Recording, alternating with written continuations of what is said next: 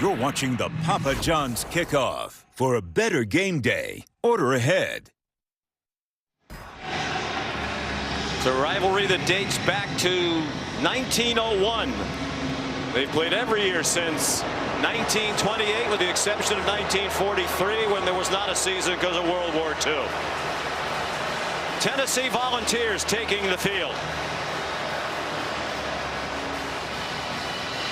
5-1 overall, 2-1 in conference play. Their only loss was one of the most exciting games of the season in college football. In Knoxville, Josh Heupel's team lost in overtime to Georgia, 44-41. They had a chance to kick a last-second field goal in regulation and win that game. All three of their games in conference have been close. Mississippi State, a road win, was also in overtime, and last week a home win by 3 against Arkansas. Kalen DeBoer in his second season. His Crimson Tide have bounced back beautifully from that surprising loss in Tallahassee to open the year. 5 straight wins, the last 3 against ranked opponents. 2 of them on the road at Georgia and Missouri. If they win tonight, they'll be just the 4th team in SEC history to win 4 consecutive games against ranked foes.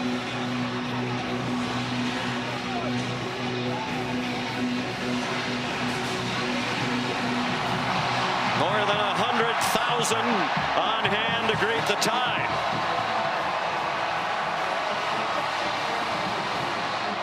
And Ty Simpson ready to go. Greeted by the referee, Jeff Heiser.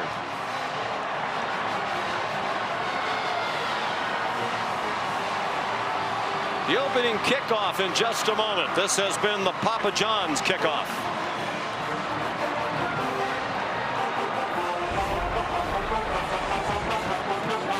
Don't sweat the technique. Fresh, never frozen original dough made from 6 simple ingredients. Get 2 medium pizzas for $6.99 each. Better ingredients, better pizza. Papa John's. I'm stumped. Friendly insurance lizard, first letter G. Geppetto? Come on, you just switched to Geico for car insurance? They knew exactly what you needed? The friendly people at Geico weren't lizards. Think European accent, yay big. Napoleon? No. Not even a lizard. Maybe I can help. No way, it's the Geico Gecko. This guy knows crosswords. 64 across is quibble. Thank you. Get more support. Is that how you spell fracascia? Get more with Geico. Reese's and Oreo. We're finally combining them. Are you happy now? Because your mouth is about to be. Yeah, your taste buds, they're gonna lose their freaking minds. Reese's Oreo. You asked for it. When your team wins, you feel like a winner. But when your team wins and you get your favorite burrito delivered with DoorDash, you feel like a winner. Maybe that's too much winning energy. DoorDash, your door to that winning energy.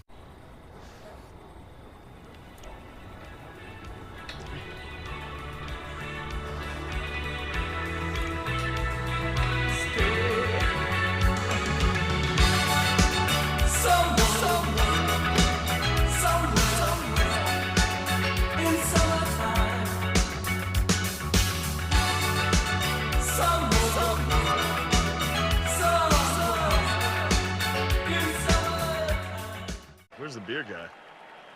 Bud Light here? Bud Light here! Bud Light here? Bud Light where? Bud Light here? I missed that because of you. Got your Bud Light. Oh, nice. Never mind. Anything for the clean, crisp taste of Bud Light.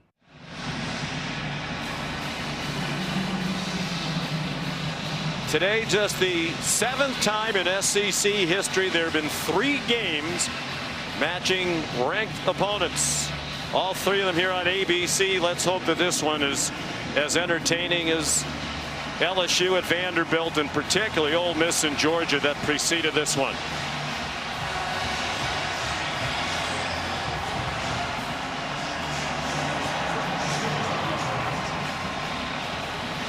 Kalen DeBoer won the toss and deferred. Josh Heupel's team will be first on offense.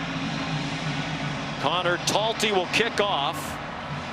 It's a breezy evening here in Tuscaloosa. We have wind gusts up to about 20 miles per hour. You were on the field before the game, kind of a swirling wind. It can definitely affect the float on the ball in the kicking game and the passing game, predominantly blowing left to right behind Talty's back here on the kickoff.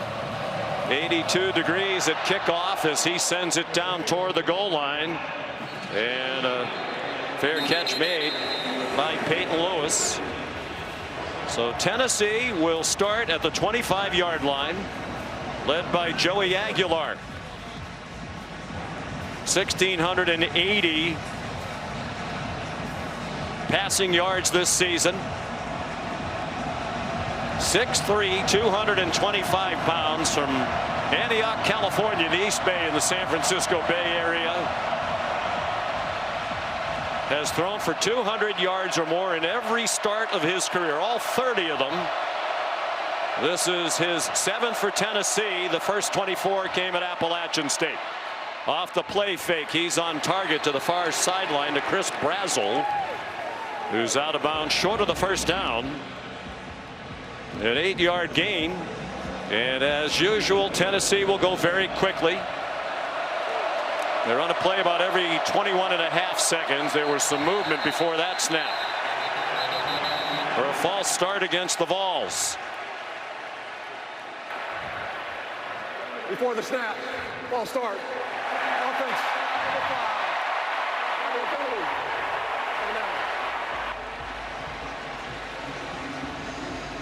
Looked like the entire left side of the offensive line just got a bit of an early start there, and communicating at the line of scrimmage with this hostile environment, a huge challenge for Joey Aguilar in this game. Biggest road crowd he's ever played in front of. It's his second SEC road start. They had the win at Mississippi State. It comes out to the near side.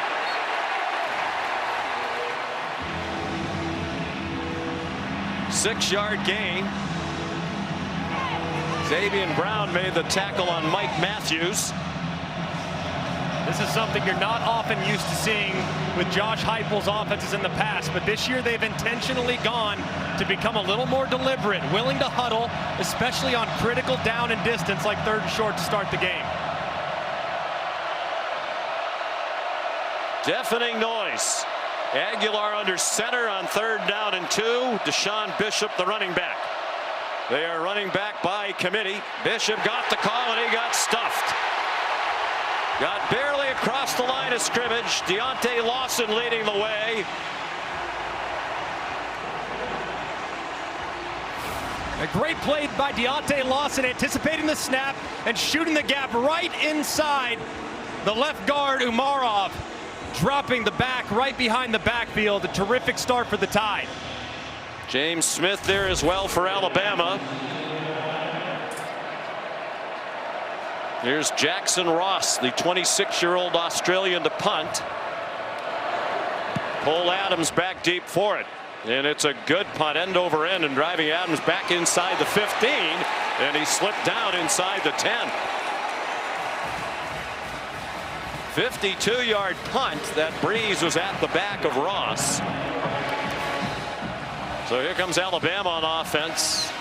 Very impressive numbers for Ty Simpson, particularly the 16 touchdown passes, which leads the conference to only 1 interception.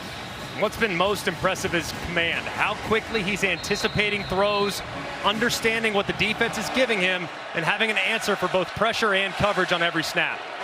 It's the first time this year Tennessee did not score points on its opening possession. They had scored in all 6 games the first time they had the ball. Jam Miller dropped for a loss back at the 6-yard line.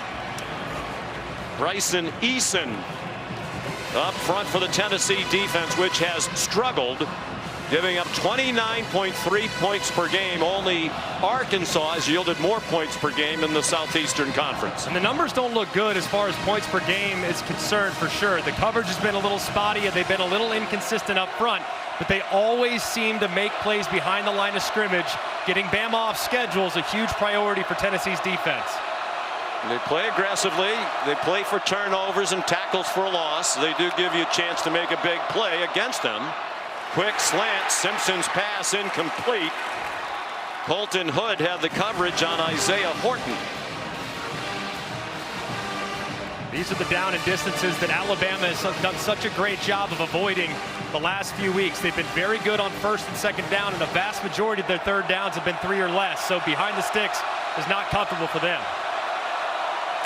Simpson on 3rd and long in the end zone and in trouble.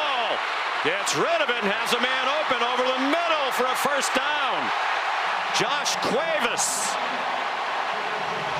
An 18-yard gain when it looked like they might sack Simpson for a safety. And a great job by Ty Simpson avoiding the initial rush, buying a little more time, and they just completely lose track of Cuevas over the middle of the field. And as a tight end, he is excellent yards after catch. He knows how far he has to go. He gets north and south, doesn't dance, and picks up a critical conversion.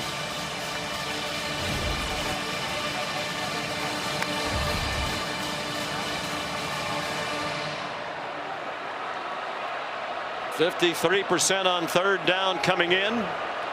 A very good number, and they convert on 3rd and long. There's a flag down, could be a free play, and the pass is over the head of Jeremy Bernard with Colton Hood in coverage again. Offside. Defense. Number 57. 5-yard penalty. Remains first down. I think the biggest change in this Alabama offense this year has been how good they are on 3rd down. Doesn't matter if it's 3rd and long, even if it's 4th and long, like 4th and 8 last week against Missouri. They have been so good. That's why they won the game at Missouri. That's why they won the game at Georgia. And they're off to a nice start against a good Tennessee front. Ryan Grubb, first-year offensive coordinator here at Alabama. Been with Kalen DeBoer a long time. Didn't come with them from Washington. Spent 1 year in the NFL with the Seattle Seahawks.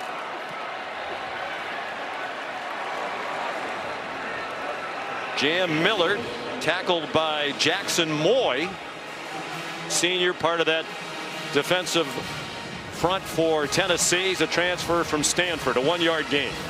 This defensive front is very deep. They roll 12 along the front, and they feel really good about just about all of them. Only 12 guys have recorded a tackle for loss for the Volunteers this year. That's remarkable depth in this era. They have 26 sacks, second in the country. They come after Simpson, forced to pull it down. Throws, caught for another first down out near the 40-yard line. Lazir Brooks made the catch, the freshman from Millville, New Jersey. And this is something that's very important for Ty Simpson all day, is an aggressive pass rush with really good personnel. He cannot drop too deep in the pocket, but if those pass rushers get pushed, you escape north and south, keep your eyes downfield, and someone might uncover. Kevin Riley, the running back now, as they line up in the pistol, and Riley shifted to the left hip of Simpson. Ty's a Tennessee native from Martin, Tennessee, in the northwest corner of the state. Short completion over the middle to Brooks again for 4 more. Tackled by Jalen McMurray. Similar to last year, both teams were 5-1 when they met in Knoxville on the 3rd Saturday in October. Alabama was ranked number 7. Tennessee was number 11, as the Vols are this year. Tonight, Alabama's number 6. The big difference coming into that game last year, Greg, Tennessee had not given up more than 19 points in a game. They were an excellent defensive team. This year, as we said, not anywhere near as good. And it's mostly in the back end at corner where they've had some injuries. Jamad McCoy and Ricky Gibson, who would be starters. There's a deep ball and a catch over the shoulder by Ryan Williams to the 25 of Tennessee for 31 yards. And a thing of beauty here from Ryan Williams, timing his jump perfectly, tapping that toe just before he goes out of bounds, and that's got to be a great sign for the young sophomore who's had some ups and downs this year. He's dealt with a couple injuries, but they say he's finally healthy and in a position to create big plays again. He did not have a catch last week in their win at Missouri for the first time in his career in 18 games. He has been banged up. They think he's healthier. Here's a trick play, and this one's going to go a long way. Williams turned the corner. Simpson out there trying to block for him. First and goal, tied at the 9-yard line. Man, this play took a long time to develop. You can see the late pitch, and there's nobody home. It's a very aggressive front that will over-pursue Some misdirection can be very helpful for the Tide's offense tonight. Briskly on the move. Jeremy Bernard to the 4-yard line. On the 9th play of the drive, they started at their own 9-yard line. This is a great starting drive for Alabama. They've gotten most of their playmakers started. They've got a look at a couple receivers. Ryan Williams has already gotten going. It looks like Ty Simpson's seeing the field pretty well. Jan Miller, the running back. Williams in motion again. Miller straight ahead. Still fighting. They're going to mark it back near the 2 for a 2-yard gain. Here comes 3rd down and goal. Midway through the first quarter. Knowing Kalen DeBoer's aggressiveness, he's one of the best in the country when it comes to allowing his offense to go for it on 4th down. And I would anticipate inside the 2, assuming no lost yardage here, it's 2-down territory. 11th play of the drive, a balance of run and pass, 5 of each to this point. Bernard lines up, as does Cuevas. Now it's Cuevas who goes in motion. Simpson to the goal line, touchdown, Isaiah Horton.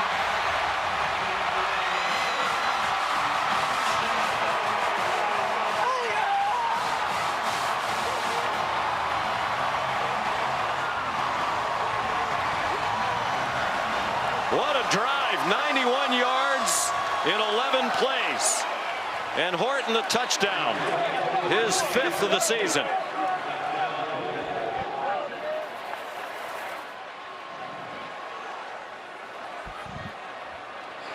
Simpson 5 out of 6 on the drive for 65 yards, now 17 touchdown passes and only 1 interception.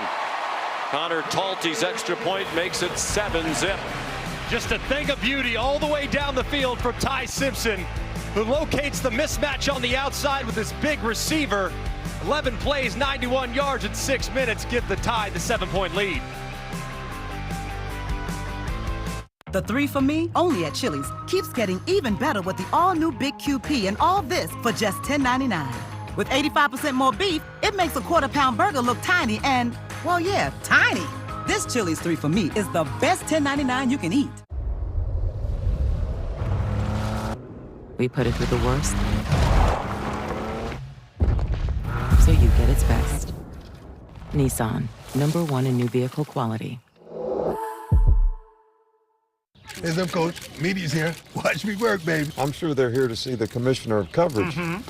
Flat. Commissioner. When health insurance doesn't cover everything, what's the move? Aflac. What the commissioner means is that Aflac gives you cash to help with all those medical bills.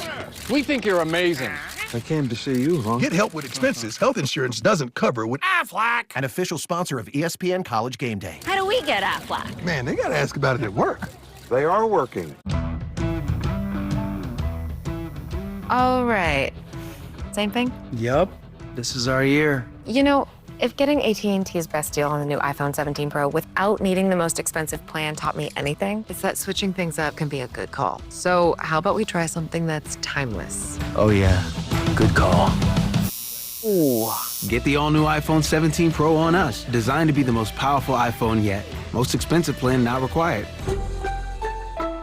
Team, it's been a grind, but I think I've aged you well. Some might say perfect. Who's ready to show who's the cheesiest? I woke up feeling the cheesiest, coach. Cheez-It, official sponsor of the college football playoff. You've got a big day, and you need to smell fresh. That's why the all-new Unstoppables gives your clothes a 24-hour non-stop freshness. So no matter how long the day goes, you can't stop this power, this walk, this pose, this strut, this look, this talk. Unstoppables fresh. Smell unstoppable. What does it mean to be rich? It's first steps. And sometimes the last word. Rich is living life your way and having someone who can help you get there. The key to being rich is knowing what counts. Edward Jones. I'm the Modelo Recruiter, and I reward full-time fans. Check out this recruit. The conductor can single-handedly hype up the crowd. This full-time fan deserves a Modelo.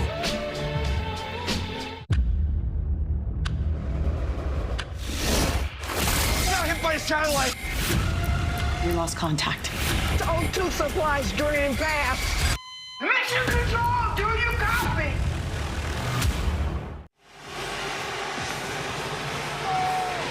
Another fast start for Alabama. Last week in Columbia, Missouri, their first 2 drives, both double digits in number of plays, both ending in touchdowns, and then their first possession tonight goes 91 yards for another TD.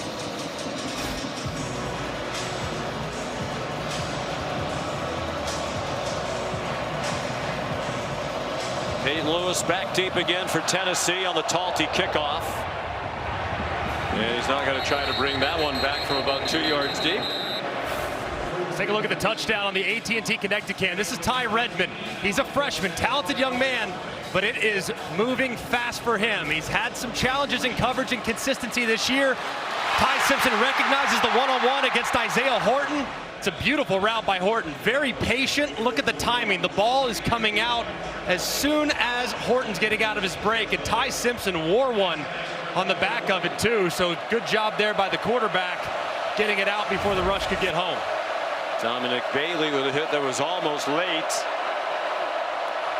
So after failing to score in their first possession for the first time this year, here's Joey Aguilar and the Volunteers. Out of the tight formation, he's going to go down. Back inside the 15-yard line, Yonze Pierre for Alabama. Just a great rush here by Pierre as they work inside. He's going to get matched up with the left guard, Moy. He just runs right through him and drops Aguilar. They haven't had many sacks, just their 10th as a team. Loss of 9. They marked it on the 16-yard line. Quick throw by Joey Aguilar. Chris Brazel the run after the catch. And he's out of bounds across the 25. They'll give him the 27 for a gain of 11, but they still need 8 more on 3rd down. The protection needs to be good. This offensive line for Tennessee has been outstanding all season long. To see some vulnerabilities early, it's a bit of a surprise, but on obvious passing situation, no Bama's pinning their ears back. Aguilar in trouble again, on target. Terrific leaping catch and a 1st down. Chris Brazel using all of that 6'5" frame for a 17-yard gain. And a great job too by Aguilar, moving in the pocket, buying just enough time and getting it to Brazel on the over route. That was well executed by Tennessee. That's DeJohn Lee in coverage, the true freshman getting a start tonight. That pass is incomplete. And Bray Hubbard almost laid out the intended receiver, Mike Matthews. Dangerous throw in terms of the well-being of the receiver. And that's one thing Alabama's defense does such a great job of. Kane Womack is a master of disguise, and Bray Hubbard, his safety, has great instincts. That time he nearly baited Aguilar into throwing it right to him, or a near blow-up on the side.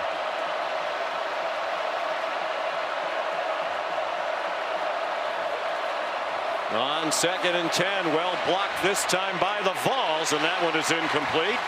Trying to get it to Braylon Staley.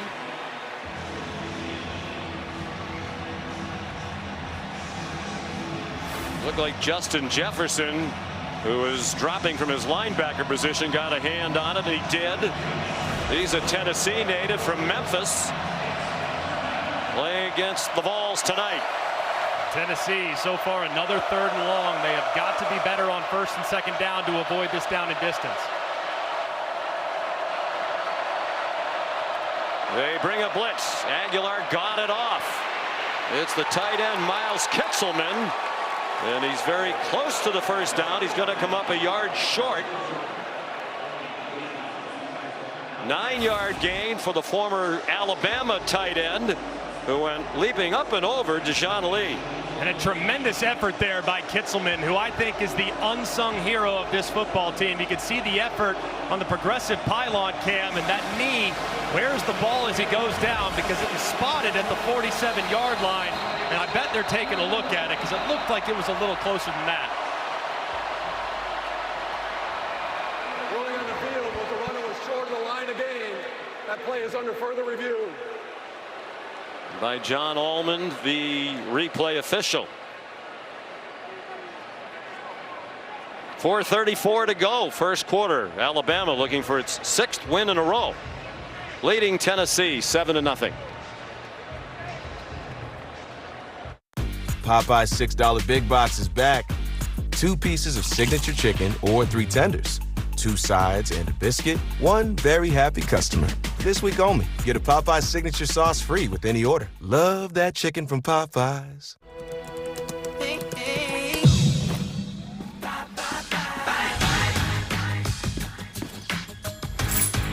Get up to 22 hours of battery life with Snapdragon. When things heat up, you don't just want a cold one. You want the coldest one. The cold lagered, cold filtered, cold packaged one. Mountain Cold Refreshment. Coors Light. Choose chill. Businesses work best when they put people first. Your dedicated Cintas service reps help make sure your team has the essential products they need, where and when they need them, to help keep them looking great, feeling confident, and ready to be their best. Get Cintas. Oh, I'm ready! And get ready for the workday. On a resourceful Fansville by Dr. Pepper. Hey, kids, you trying to raise money to buy a football or something? Actually, we're raising NIL money so we can bring better recruits to state. Well, in that case, I'll take 1 Dr. Pepper, please. 1?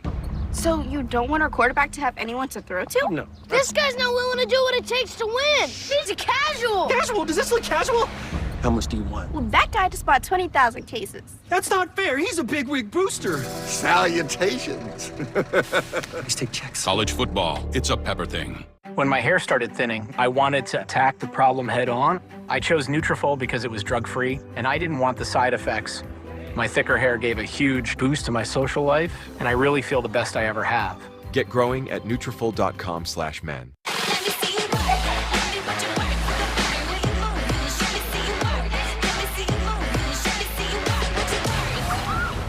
Short on nothing, big on weekend. Only on Royal Caribbean. Big dinner box, 8 wings, 5 breadsticks, 2 pizzas. Big dinner box, 8 wings, 5 breadsticks, 2 pizzas. Everybody wins. Get what you want, get what you need with a big dinner box. Only from the Hut. Capital One cardholders can redeem their credit card rewards for tickets to exclusive events and experiences on Capital One Entertainment. Scan the code to learn more. Capital One, what's in your wallet? While we were away, the replay booth confirmed that there was a good spot on the last play. Kitzelman's foot out of bounds. The ball not quite to the line to gain, which is the 46. They're about a foot and a half short. Josh Heupel's going for it on 4th down. Crowded backfield. Kitzelman has the first down.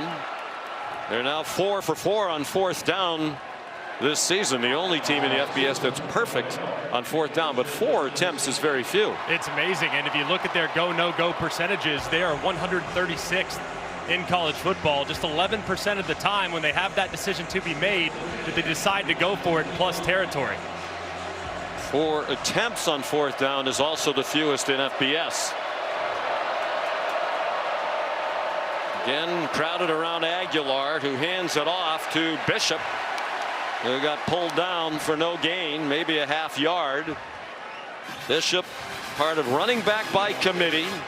Redshirt sophomore from Knoxville, came as a preferred walk-on despite the fact that he had a prolific high school career, twice Mr. Football in Tennessee. Now on scholarship.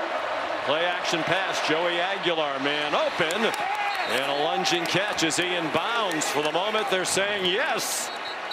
Brazel another catch using that long frame. There's a flag down near side, back near the line of scrimmage. Eligible player downfield, number 14. He was coming up. 5-yard penalty. 2nd down. Braylon Staley And it's pretty close. As you can see right here, Staley's right on the end of the line of scrimmage, but you have to check in with the linesman. Looks like he never got off the ball. Therefore, he was covered up by Matthews, who was just outside to his left. So that's kind of on the quarterback and the wide receiver to check in and make sure that you confirm that you're off the ball. So big missed opportunity there for Tennessee. Wipes out a 17-yard gain. Aguilar on target. Staley the catch of a 6-catch performance last week in their win against Arkansas that went for a career high 109 yards receiving. Staley, I think, is bound to emerge at some point here in the next couple games. Still a young receiver, but very gifted. And on third down, the guy that they've utilized mostly in these situations is Kitzelman, their tight end. He was lined up to Aguilar's left. He looked in that direction. He gets sacked again by Yanze Pierre. Way back at the 46-yard line of Tennessee.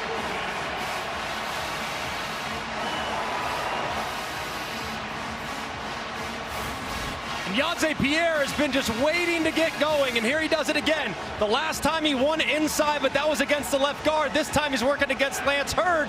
Kind of gets a little bit of a pick, it looked like, against Bishop, who knocked his tackle off the line just a hair. And Yanze Pierre is able to drop Aguilar as he tried to escape. Tennessee had given up only 4 sacks all year coming into tonight. They've given up 2 already. Fair catch made by Adams at the 11-yard line off the Jackson Ross punt of 43 yards. 7-0 Alabama, 1:45 to go in the first quarter.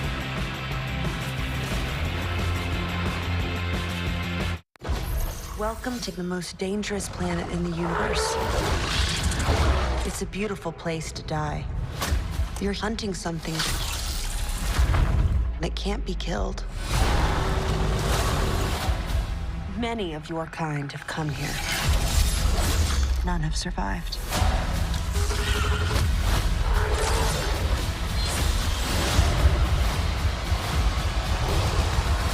Predator Badlands in theaters November 7th. With fast and free delivery, Home Depot sent to me.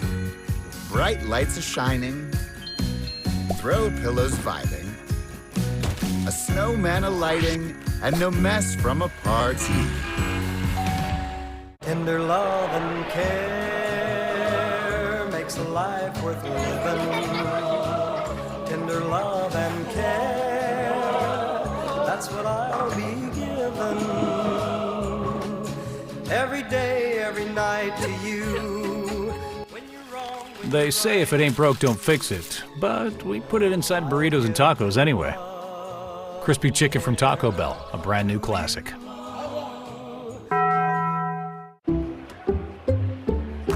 I checked Allstate first and saved hundreds on my car insurance. Unfortunately, I didn't check if I unlatched Bevo's gate while taking a selfie. Bevo, no! Come back! Checking Allstate first was really smart. Not checking Bevo's gate, though, not smart. Well, at least I checked Allstate first and saved hundreds. Hook 'em. Go, go, go, go, go, go. He's in the club, I might just pause. Look at my feet, come kiss my toes. I move my waistline fast and slow. I do too much, yeah, I do plenty. Friday and I just got paid. I can talk my talker days. They love how I fling my braids. Keep your chest lifted. Let's go, let's go. Let's go, go, go, go, go, go, go. 'Cause I'm in shoo, shoo, shoo. Shoo, shoo, shoo. Gemini, which of these would be a little less expected? Check out the alliums. They'd go great with the hydrangeas below. Will those last till Saturday? Yeah, they should last until Saturday. You got loose! Come on, we gotta bring him home! Get up alongside him. Get ready. Here it comes. Now! Turn him now!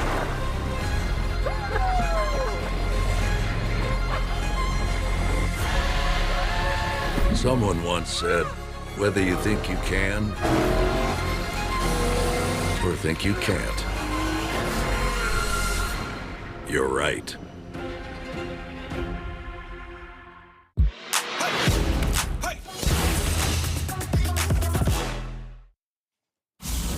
Boog, Kevin back in studio time now for the Chick-fil-A move on the field. And Boog, down goes another top 10 team, number 7, Texas Tech. Texas Tech goes down and just shows you even all that money can't buy an undefeated season. Raleigh Brown going in, Arizona State, the winner 26-22. Yeah, it's worthy of the field storming. And congrats to Alex Morton, son of the late, great Chris Mortensen, our ESPN colleague. His head coaching debut, UAB, ends Memphis's undefeated season, Sean.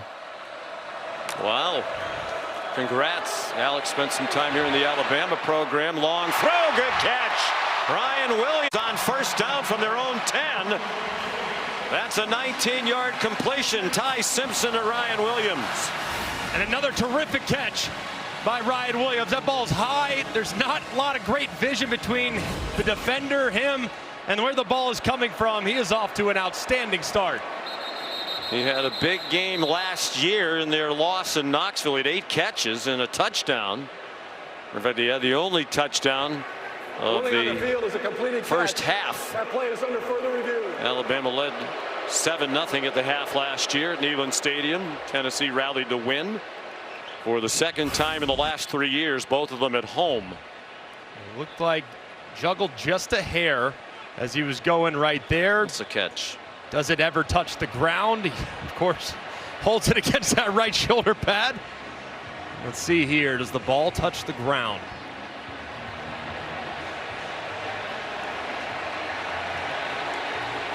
Well, let's bring in our rules expert, longtime Southeastern Conference referee, Matt Austin. Matt, what do you think?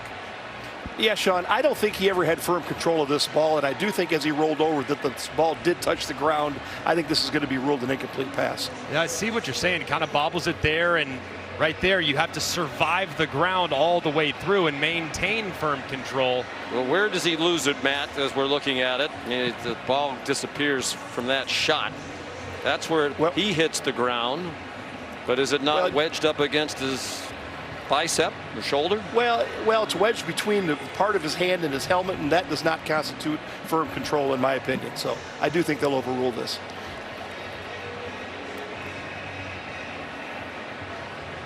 Looks like it's still moving there too. So if it does, but he hasn't dropped it. Right.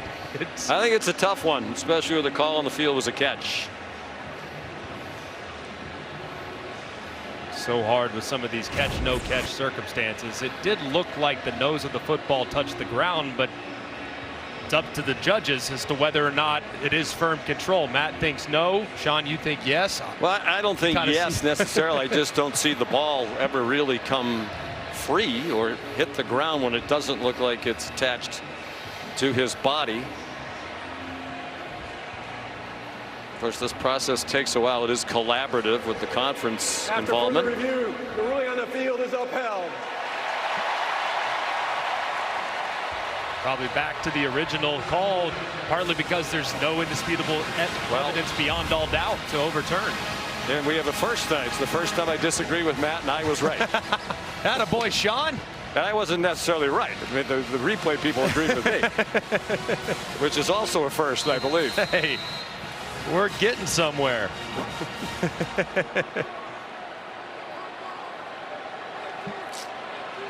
So it's a 19-yard completion and first down for Alabama. They went 91 yards on their first possession. This one started at the 10. It's a screen. Jam Miller could not escape the tackle at the 34-yard line. A 5-yard gain. Here's Molly McGrath. Well, Sean, Alabama coaches told us after nagging injuries, Ryan Williams finally has his speed back, and teammates were celebrating him on the sideline as if he were the one to score a touchdown on that last drive, saying, I told you you were back. And Ty Simpson told him, keep it coming, don't let up. So it looks like they're trying to get him more involved tonight, Sean. They are great friends. We visited 2 weeks ago with Ty Simpson and Ryan Williams together, and Ty Simpson described him as his best friend. Miller did well to get close to the first down marker. What will likely be the last play of the first quarter. They're going to mark him just shy with a 4-yard gain. It'll be 3rd and 1 when the second quarter begins. The end of the first quarter. With Alabama leading Tennessee 7-0 on a touchdown by Isaiah Horton. ESPN's presentation of college football on ABC. We'll return after this message and a word from our ABC stations.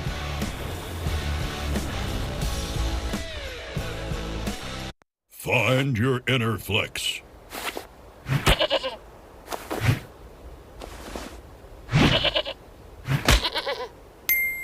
With Double Flex Ballroom Denim. Only at Duluth Trading. Having insurance isn't the same as having State Farm. It's like needing the protection of this guard, but getting that guard. Okay, stop! Stop! That guard's not guarding. Like a good neighbor, State Farm is there.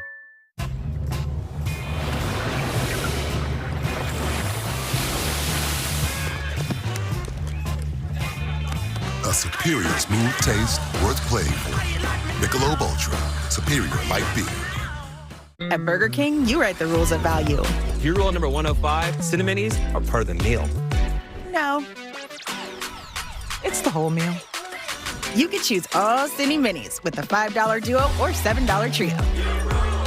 That unrelenting itch. When moderate to severe eczema is uncontrolled despite treatment, get itch relief fast and skin clearance that lasts with Nemluvio blocks the signaling from IL-31, a switch that triggers key symptoms of eczema. Do not take if allergic to Nemluvio. Serious reactions may occur, some severe. Tell your doctor about any medicines you take if you experience hives or plan to receive a live vaccine. The most common side effects are headache, joint pain, hives, and muscle aches. Ask about Nemluvio today.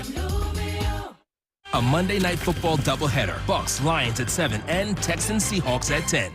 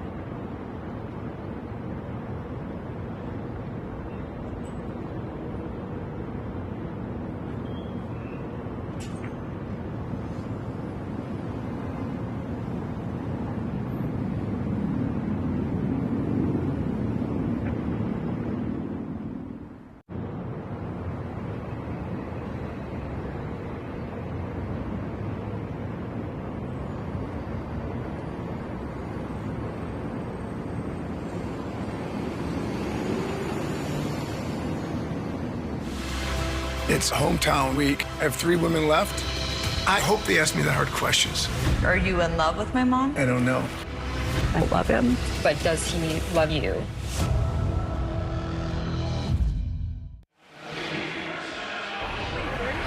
Tap your NFL Week 7 with 2 games on Monday Night Football starting at 7 on ABC and ESPN. Tampa Bay and Detroit. And then at 10 o'clock, Houston and Seattle. Both games available on the all-new ESPN app. They took a look at the final play of the first quarter, moved the ball. Jam Miller did get enough for the first down. And now before the first snap of the second quarter, there's a false start. Offense, number 1, 5-yard penalty. Against Isaiah Horton, who scored the only touchdown of this game. It's the first Alabama penalty. Tennessee's been assessed 3.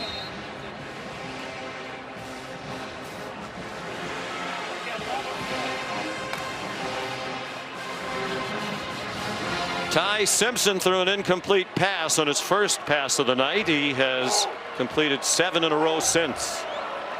They go out of the pistol with Miller, the running back, and Tennessee showing blitz.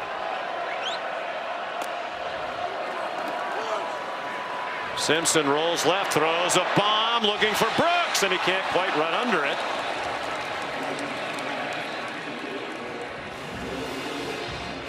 On return, Tide had the coverage.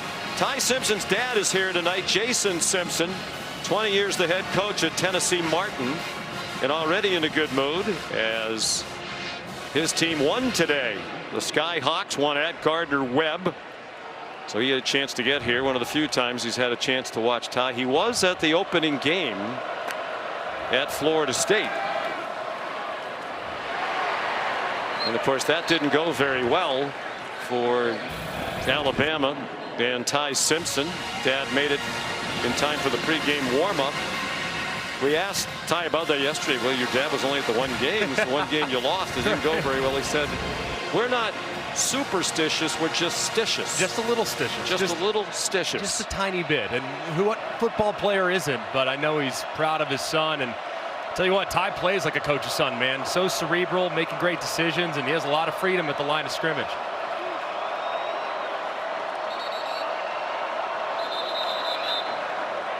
Timeout called by Ty Simpson. First charge timeout.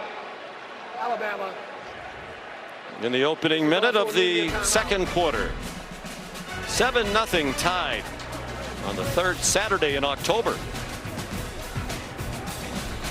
Domino's Best Deal Ever is back. Get any hand-tossed pan, thin crust, or New York-style pizza with any toppings for just $9.99 online. Your favorite pizza at our best price. It's Domino's Best Deal Ever, but it's not forever, so get it before it's gone. Only at Domino's.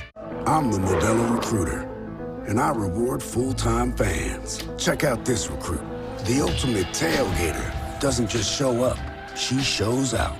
This full-time fan deserves a Modelo.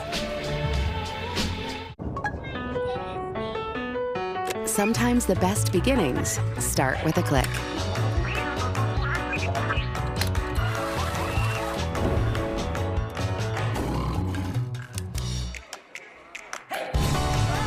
And yours starts right now. Spring into magic and save up to $250 per night with the purchase of a 4-night, 4-day room and ticket package at select Disney Resort hotels. And let the magic begin at Walt Disney World Resort. It's the dog park with all the dogs there. And the people you see that you don't really know because it's the dog park. It's the dog park. Brought to you by Progressive Pet Insurance. What are you eating? What are you eating? Open your mouth. Open your mouth. It's the dog park. Protect your pet from injury and illness with Progressive Pet Insurance. When winter season hits, Emergency supports your immune system with so much more than vitamin C. Be ready to fight back with Emergency. And for on-the-go immune support, try Emergency Crystals. No water needed. What is it that makes an SUV extraordinary? Well, hang on, Parker. What are you doing? Is it the capability to tackle absurd obstacles? How practical. Or is it about how many lovable pets it holds comfortably? Aw, who doesn't love dogs? Oh, now what? Is it being stylish and techy enough? Hey, aren't you? No, yes, no. What if it's all of that and more? Well, it's got to be the all-new Hyundai Palisade Hybrid. Ah, there's your answer. Buffalo Wild Wings Pick 6 for $19.99 is the perfect meal for two. For two humans, not whatever you are. I am a burger-loving buffalo with wings. I've never seen a make and model like you in my entire life. Oh, I get that a lot. You should see my mom. Pick 6 meal for two for $19.99. Witness a true story of risking it all. These new songs, they're the only thing making sense to me. To fight for what you believe in. This is not gonna be good for Bruce. Radio can't play this. I just wanted to feel right. Springsteen, Deliver Me from Nowhere. Rated PG-13. Jason Simpson not just here to support his son Ty, the Alabama starting quarterback. He's here as the father of a recruit, Graham Simpson, sophomore in high school in Martin, Tennessee, is a top quarterback prospect, already has an offer from Alabama and several other schools. They're sitting with the recruits, not with Ty's mom, Julie's, in another section. Ty's the oldest of three, sister Emma, the other sibling. Here's 3rd down and 9. They're 2 for 2 on 3rd down. They had a 3rd down and 13 conversion on their touchdown drive to start the game. Simpson a bullet, and the ball comes out and ruled an incomplete pass. Lottie Brooks couldn't hang on to it. On the field is an incomplete pass, 4th down. That was a laser beam fired by Ty Simpson. Boo Carter in coverage for the Vols. And man, did he throw that thing with a lot of velocity. And Lottie Brooks is a little bit behind him, pulled it in, thought he might have secured it, where Horton was able to jump down, thought it might be a fumble initially. I'm sure they're taking a look at it. That was a great play, though, by Carter to try to strip that ball out. I don't think he ever had it. Blake Dowd on the punt for Alabama. Boo Carter back deep, standing at his own 10. Low wobbly kick and a fair catch made by Carter. Here's Molly. Well, Sean, you mentioned quarterback Ty Simpson's dad, Jason, the head coach at UT Martin, and he admitted to us before the game he tried to keep things moving in their win today so he could attend his son's game. They ran the ball more, over 240 yards. He didn't challenge a couple penalties, and thanks to NIL, Ty had a plane waiting for dad the second after this one went final. And you saw that embrace pregame. He told Ty, catch every snap, do the little things well, always coaching up his son, Sean. And you can tell when you talk to Ty, he's the son of a coach, a very good coach. Won 5 Ohio Valley Conference championships, most of them in recent years. There's first down for Joey Aguilar in the Vols, and the catch made after a 9-yard gain by Braylon Staley. How about our visit 2 weeks ago with Ty Simpson? We asked him, did you ever think about going to UT Martin playing for your dad? He said, no, my dad said I'm not coachable. Still intending to try, though, today before the game. There's a first down pickup and a tough run by Peyton Lewis out to the 42. He got them some tough yards last week in that win against Arkansas. Scored a couple of touchdowns from down near the goal line. Picked up a late first down as they were protecting the lead. He got 11 there. And that's really the identity of this Tennessee offense. Everyone thinks about the big plays, but it starts with the run game, and they need to get it going so they can avoid the 3rd and longs. They rushed for 264 last week in their win over the Hogs. Lewis out near midfield with a 6-yard gain. Tennessee came into tonight, and they've been one of the highest scoring teams in the country all 5 years under Josh Heupel, having scored at least 34 points in every game this season. The only other team to do that was Texas Tech, and as Kevin Nagandi just showed you, they did not reach 34 in their loss at Arizona State tonight. Aguilar on target. And Mike Matthews the first down on a beautiful throw. Out of bounds at the 34 with 18 on that play. And that's a throw right there that I don't think they had in the offense last year. I mean, that is a field side comeback, circus route, 15 yards downfield from the opposite hash. They just didn't trust Nico Iamaleava to make that throw, but they love Joey Aguilar's arm, and that's a big reason why he's wearing the orange and white. He's definitely more consistently accurate than Nico was. Lewis, the ball carrier again. Sophomore from Salem, Virginia, got 2. One thing with this offense, this is called the fringe part of the red zone. Traditionally, the red zone starts at the 20-yard line, but in an offense that's built on creating explosives, this is in many ways the red zone extended. So they love on 2nd down to go heavy play action and try to take a shot. So Alabama needs to keep their antenna up.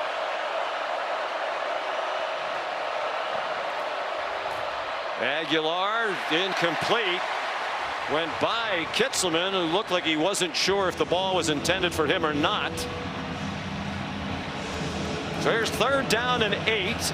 They are on the fringe of field goal range for Max Gilbert. Kane Womack, the defensive coordinator for Alabama, this is an area of the field where he likes to bring pressure. He likes to heat up the quarterback because a sack likely knocks you out of field goal range. The Vols 1 out of 4 on 3rd down. Aguilar got it off on target. Braylon Staley tripped up inside the 5. Deshaun Jones saved a touchdown for Alabama. It's a 30-yard gain for Tennessee. They run quickly to the line of scrimmage at the 2. Lewis dropped for a loss. Nakai Hill-Green and the Alabama defense lined up quickly. They know they need to be ready. And they were to drop that for a 2-yard loss. And when Tennessee gets inside the 5-yard line, they are 90+% run. Why? Because the passing attack where they stretch the field disappears when the field condenses. But when the passes come, it's usually here on a second down with a play actually trying to get somebody behind the defense. Aguilar's thrown a touchdown pass in 17 straight games.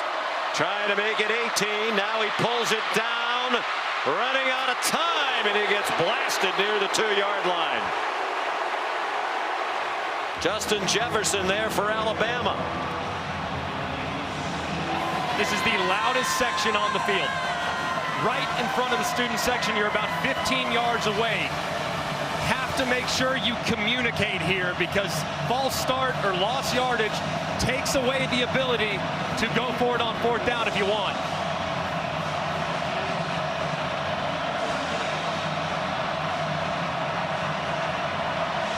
Third down and goal from the 2. Lewis, the running back. Kitzelman shifted toward the backfield. Aguilar, touchdown! Braylon Staley in the back of the end zone.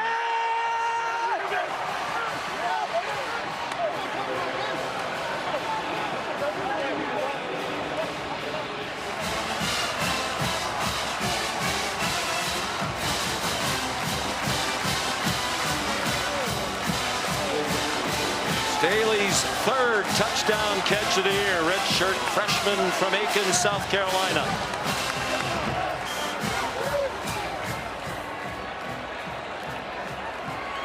Ten plays, 78 yards. Staley had 3 catches on the drive, including the touchdown. Max Gilbert to tie it.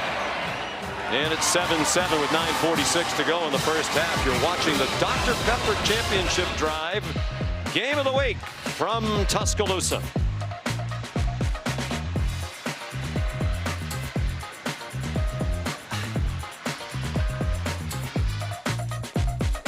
Whoa, it's the Capital One Bank guy. That's me. Could we get a selfie? Of course. Say no fees or minimums on your Capital One checking account. Ooh, that's a keeper. So, what do you do outside of the Capital One Cafe? What do you mean? Like when you go home or...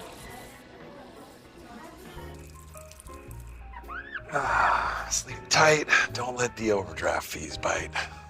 What's in your wallet? Buy one Sonic Smasher and get a free large drink in the Sonic app this month only. That's one hand-smashed Angus beef Sonic Smasher plus a free large drink when you order in the app. It's the QB1 of burger deals. Touchdown! Will they play it safe or make the bold choice and go for 2? Go for it. Gotta go for dos. Go for dos. Going for 2. Grab the Dos Equis. They're going for Dos. Dos Equis. Always go for Dos. Let it storm, let it thunder, high as a mountain, deep as a river, come rain or come shine. Days may be cloudy or sunny, but I'm with you, baby. I'm with you, rain or shine. Come rain or come shine. Is your mattress giving you aches and pains? At Mattress Firm, our sleep experts can match you with a more supportive mattress, like Sealy Posturepedic, with targeted support to help relieve those nagging aches. And now you can save up to $600. Mattress Firm, we make sleep easy.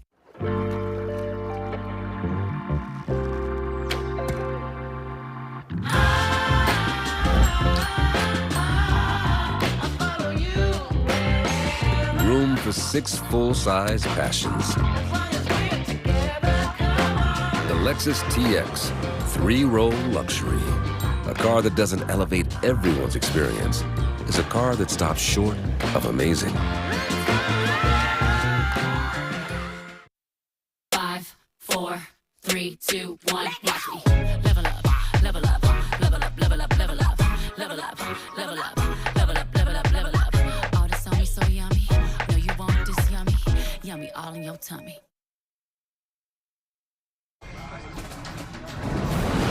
ABC Saturday Night Football is presented by Capital One. what's Welcome in to your our wallet. And in part by Sonic. Buy one Sonic Smasher and get a free large drink when you order in the Sonic app. Third Saturday in October, Tennessee and Alabama, also known as the cigar game. That tradition started in 1961. The winning team smoking cigars. It's Reagan Starner of R&R Cigars here in Tuscaloosa, hoping that he has to hand out some stogies to celebrate a victory. But the Vols tied it on a nice drive, 10 plays and 78 yards, and another touchdown pass for Aguilar, his 15th of the year. Josh Turbeville kicks off. Latsier Brooks is the deepest for Alabama. Usually a touchback for Turbeville, 39 times and 44 kickoffs. That one's going to go out of bounds. Kicking into that breeze that we mentioned at the start of the game. Kicking team, number 94. Ball be placed at the 35-yard line. First down. Well, the offensive staff for Tennessee have found the matchup that they like, and it's Staley against Day-Day Jones. This time they got it right there. The matchup is perfect in the back. You see immediately the uncover from Staley. Aguilar times it beautifully. It's just a terrific route, taking advantage of a matchup that is favorable for the Volunteers. In 18 straight games with touchdown passes, now the longest active streak in the country. Blake Shapen of Mississippi State had thrown one in 21 straight games, but that streak ended today in Mississippi State's loss at Florida. By far the best starting field position for Alabama. They started their 9 and their 10. And Kevin Riley dropped for a loss by Jeremiah Thielander. Here's Molly. Well, Sean, Tennessee quarterback Joey Aguilar took a hard hit on that last drive, and athletic training staff rushed over to him when he was on the sideline, and they were looking at the back of his neck. They still are. He tried to move his neck around and was in visible discomfort. They massaged the area, and he keeps testing the mobility of his neck, and it's very obviously bothering him, Sean. Getting treatment as you speak, Molly. Ty Simpson's 9 for 11 for 95 yards and a touchdown.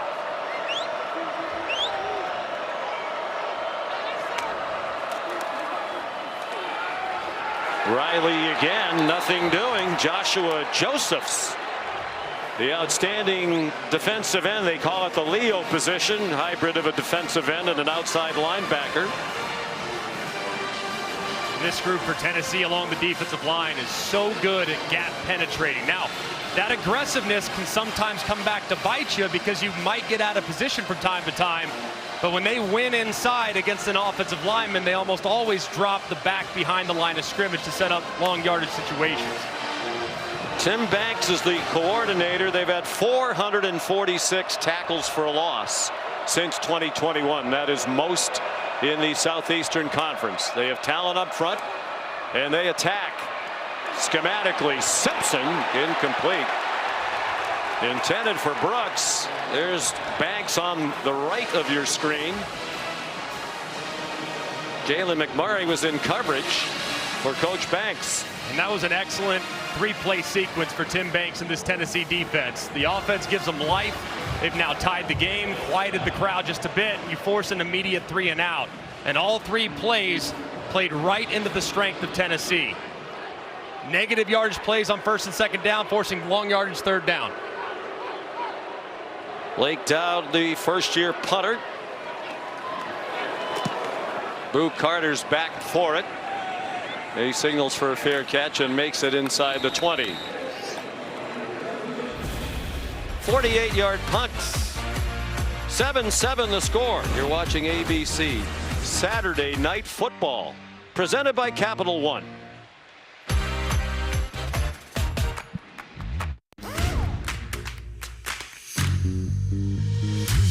Big time savings are going on now at Mavis Tire. It's time to save big with Mavis Tire. Get your big time savings started early with Mavis Tire. Get premium service without the premium price. At Mavis, you can always trust our experts for honest service. Depend on us to keep you driving. Dependable people. Dependable people. Dependable people depend on Mavis. Depend on Mavis. Depend on Mavis. Uber Eats knows when your team scores extra points, you want extra pizza. And now here's a buy one, get one large pizza deal from Little Caesars on Uber Eats. Football scores again. When football makes you hungry, get deals all season long on Uber Eats.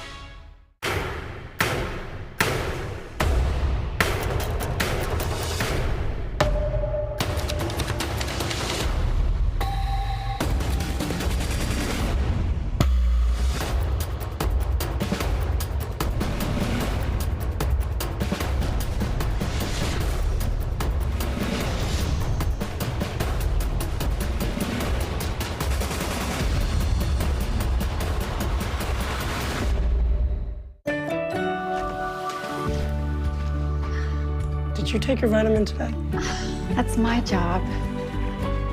Nature Made, the #1 pharmacist recommended vitamin and supplement brand. This is the story of the one who knows that choosing Grainger for next day delivery and professional grade products can help him fly through the day like clockwork. Call, click, or stop by. Grainger, for the ones who get it done.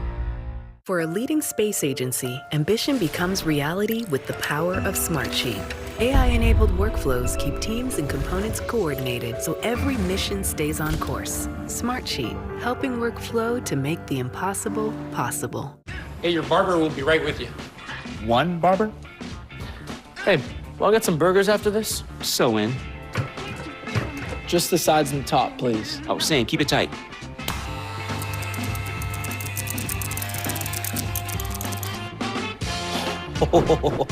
Dude, yours looks great. That's what I'm talking about. Fresh. Now I'm kind of feeling chicken. Can't wait to show my mom. A Monday Night Football doubleheader. Bucks, Lions at 7 and Texans, Seahawks at 10.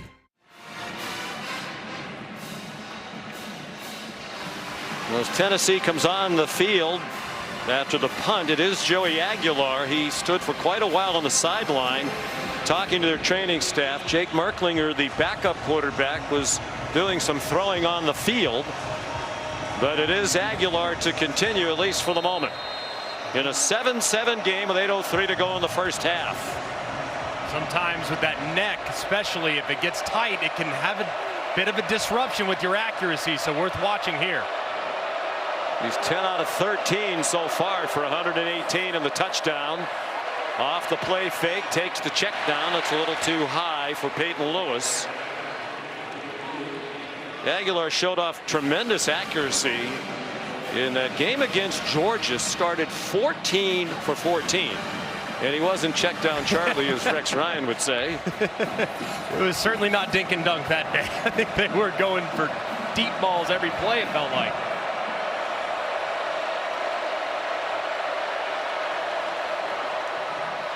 Sends it out very wide to Brazel, who got knocked down short of the line to gain. There's a flag down. 8 yards if it stands. Jeff Heiser talking to the side judge, Glenn Fusick. And he just indicated offensive pass interference. Pass interference, offense. Penalty half the distance to go. Replay the down. Josh Heupel doesn't like it. Saw he and Kalen DeBoer both hail from South Dakota. And they're looking here at Staley, who just had the touchdown a moment ago.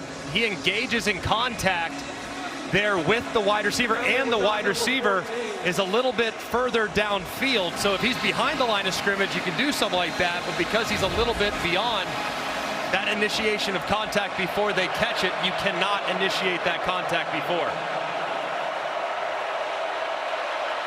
Matt Austin concurred that it was a good call. It brings the ball back to the 9-yard line. Second down and 19 midway through the second quarter. Aguilar stumbles in the end zone. Got rid of the ball. For the moment, it's a free ball. And the officials are marking it down at the 1. And Alabama's in possession of it. It looked like he didn't get it past the line of scrimmage. He didn't get out the tackle box, and there's no intended receiver in the area. It might be a safety. Yeah, it's going to be intentional grounding in the end zone and a safety.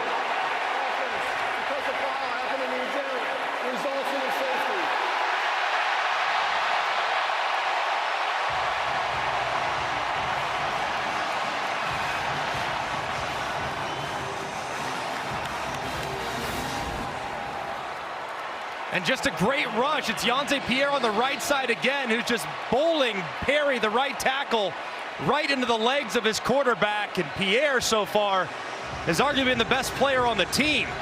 That's now 2 sacks and a forced safety here as he walks that big right tackle Perry into the lap of Aguilar.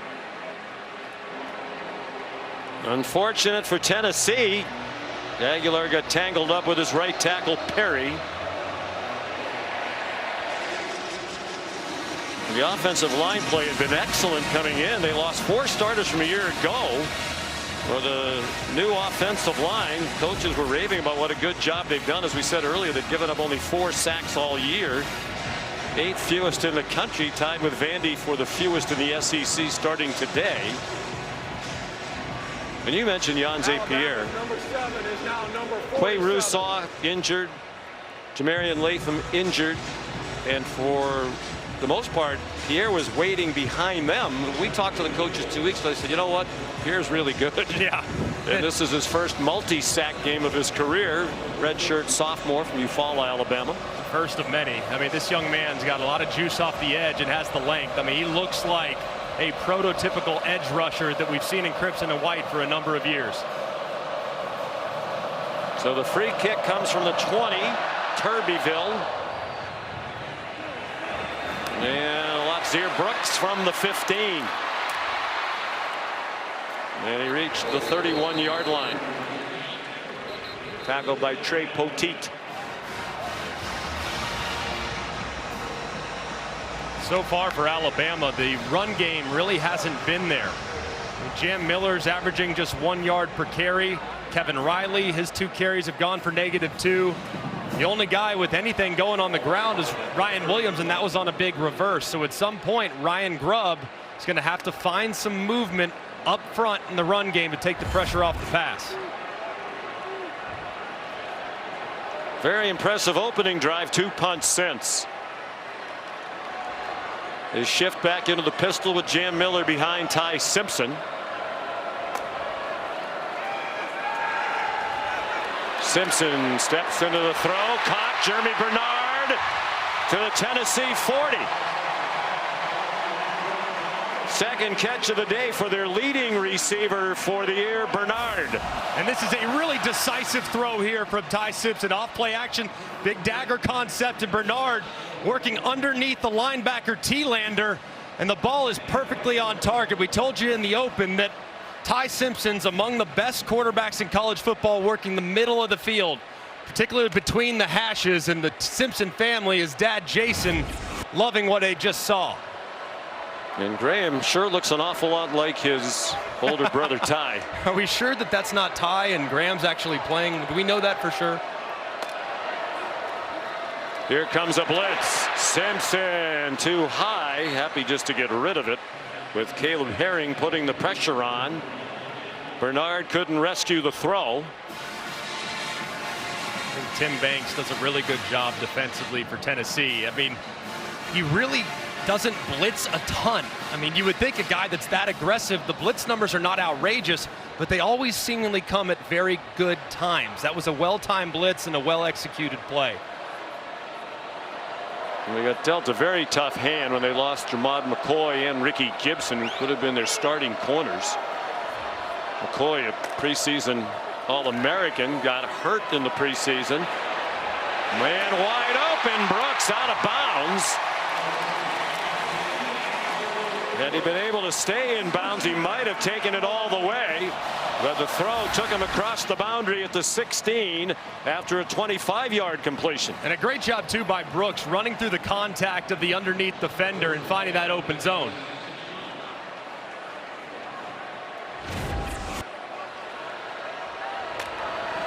Brian Williams went in motion. Design run for Simpson, who was considered a dual threat quarterback coming out of high school in the class of 2022 from Martin, Tennessee. Boo Carter made the tackle. Matter of fact, he was the #2 ranked dual threat quarterback in that class, behind only Cade Klubnik, who went to Clemson.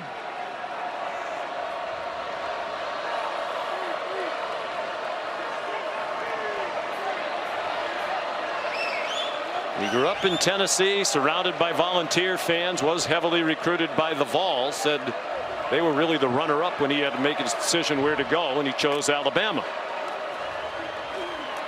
Simpson caught. Good hands catch by Ryan Williams. First and goal, Bama at the 2. 14 more on the throw by Simpson. Another really nicely timed throw by Ty Simpson, and throwing Ryan Williams away from the outside defender, finding some more grass. 3 catches, 64 for Williams after he was shut out last week at Mizzou. Jam Miller inside the 1-yard line. Simpson's velocity looks fast even in slow motion replays. He can really rip the ball, man, and that's something I don't think a lot of people knew about. I mean, knew he had a lot of talent, but the velocity on the ball is something that's kind of blown everybody away, and I think a lot of it has to do with the confidence that he's playing with. When he releases the ball, he knows where it's going, so he can put a lot of juice on it every time he throws. There's his mom, Julie, looking on anxiously. 2nd and goal. Simpson under center. Cuevas the move man. The pitch back to Miller for a walk-in touchdown.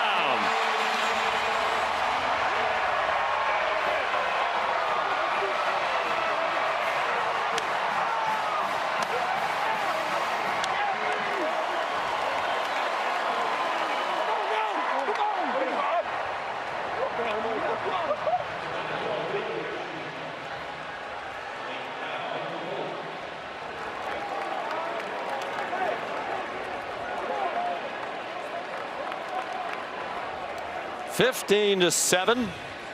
69 yards after the free kick.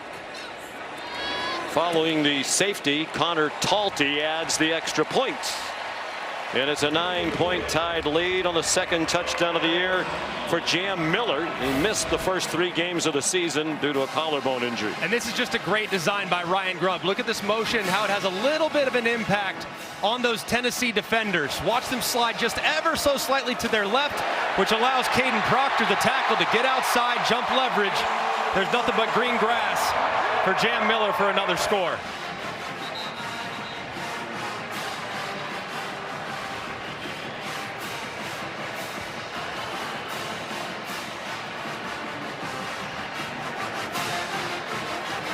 The Simpson family. They're one big happy family. They're just not sitting together because Graham's with the recruits. And Mom is sitting in her seats. Yeah, if you're sitting with the recruits, you get a free meal. I think that makes perfect sense, right?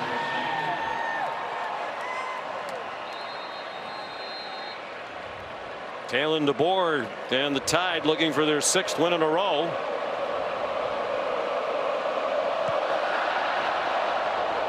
Here's the Talty kickoff. It'll be a touchback. Molly McGrath. Well, Sean, after that safety, quarterback Joey Aguilar went straight to the injury tent. Athletic training staff took his shoulder pads off in there. And remember, he was dealing with an apparent neck injury. He was still testing the mobility of his neck on the sideline. But he asked for his helmet right away after exiting the tent.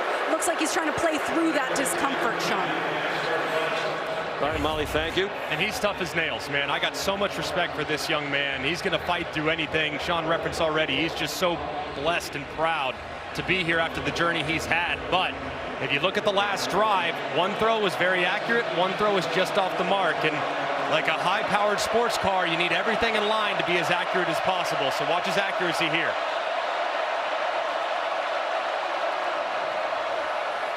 They come out with a run, and it works very well.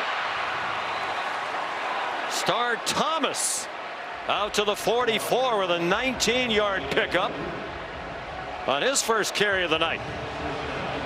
This run game for Tennessee is so difficult to defend with the pullers. Now Aguilar play fake. He pulls it down and runs ahead. And now a flag down on the tackle.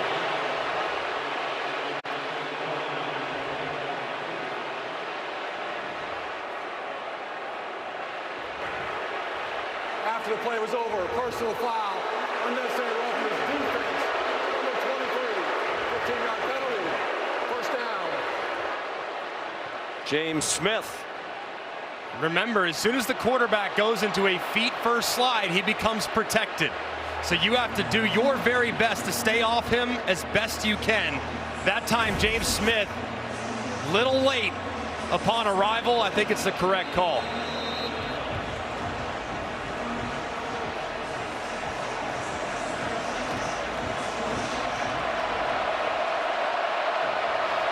You'll notice if you watch Tennessee over the years, they don't go consistently at the blistering tempo of years gone by, and that's by design. There's a flag before the snap. Heupel's going to be irate because the umpire signaled false start when it looked like a defender might have jumped in the neutral zone. I'm sure that's what he's trying to argue right now.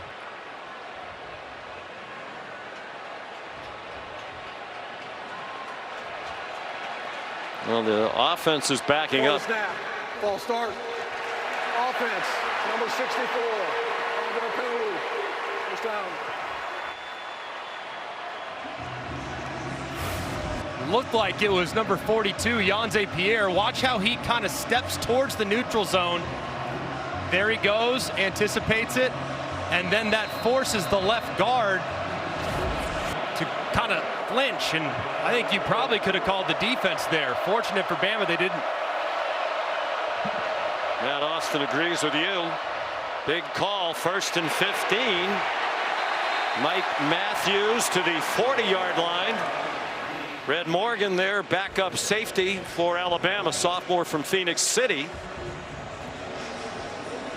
Red Morgan in there. He's the backup Husky that was occupied earlier in the game by Day Jones, but they took advantage of that matchup. Now Red Morgan getting some run there to cover in the slot. 2nd and 11. Braylon Staley's catch gets him to the edge of field goal range. Damani Jackson there, who did not start tonight. He lost the starting job to the freshman John Lee. The coach has said Jackson would play a lot, be part of their rotation. Here's 3rd down and 7. So far early in this game, it's been Staley, the slot at the bottom, that's created the biggest problems for Bama's defense. Ticking down to the 2-minute stoppage. They won't snap it before that. This is the 2-minute timeout.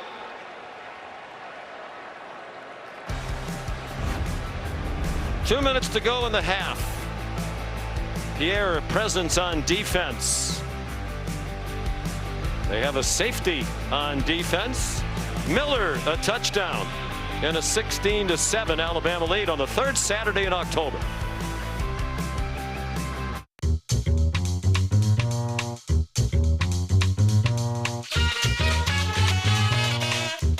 Don't sweat the technique.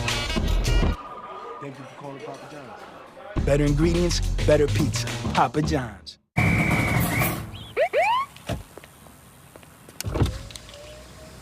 Well, you Heismans are a little far from the house. Sheriff Boz, what seems to be the problem? I bet you it's the horse driving the car thing. Bingo, Barry. Can he even see? Not a lick. Out of the car. Here we go. Dispatch, I got a horse behind the wheel. What? The 295 horsepower Nissan Pathfinder Rock Creek. Fansville, Special Teams Unit. How's it look? We got multiple punctures. Evidence suggests a crime of passion. It appears we have ourselves a flag planting. Those tech fans make me sick. We got a composite. Is that a duck with ice cold Dr. Pepper? That's no duck. That's a platypus. And a mascot always returns to the scene of an upset. Get that fan! Stinks! College football, it's a pepper thing. There are many quality ingredients that make Rayo's homemade marinara sauce so delicious. The most important of all, time. My name is Whitney Allen. I am a widow. My husband, Ryan, died. We never thought we'd have to use life insurance with Ethos. It is so fast and easy. You can get a quote in seconds, apply in minutes, and get same-day coverage. Check your price today at ethos.com. Every morning we wake up, happy thoughts in our heads. Only good vibes since the moment that we first met. We are young, we are fun, lost in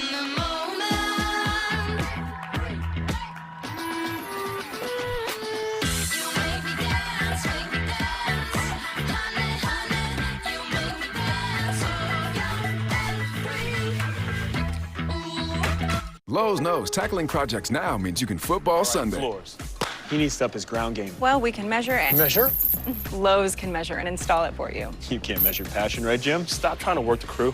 This is Jim, one of the greats, and handsome. The Jimenez family are having battery issues. But a friendly AutoZoner tests their battery and helps them find the right Duralast battery to get back on the road. In the zone, AutoZone.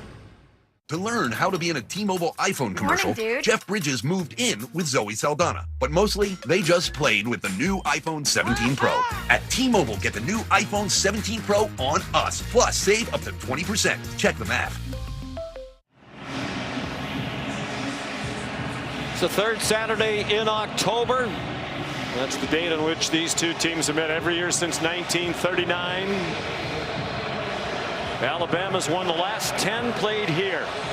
And they lead this one 16-7 at the 2-minute timeout. 3rd and 10 Tennessee at the tied 36. Keep an eye on Staley in the slot at the bottom. He's been the biggest problem for Bama's defense so far. It's a middle screen.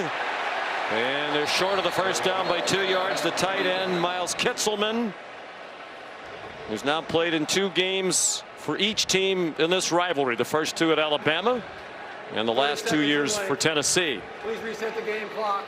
It'll be 4th down and 2 and a timeout called. We'll see what Josh Heupel elects to do. I would assume, Greg, that he will go for it, although as we chronicled earlier, they've only gone for 4 4th downs all season, including 1 tonight. Yeah, but I think at this point you're acknowledging that Alabama's offense is going to be tough to stop throughout the course of the game. They've played well against the run, but the back end remains a bit of a challenge, especially with those wide receivers and the reemergence of Ryan Williams. So I think knowing that 7s are going to win this game, not 3s, I totally endorse going forward here on 4th and 2. And a compelling game, 2 5-1 teams. Alabama 3-0, not even to the halfway point of the conference schedule, and yet only one other undefeated team in the conference, and that's Texas A&M after Ole Miss went down in that classic at Georgia today. They are going for it on 4th down and 2.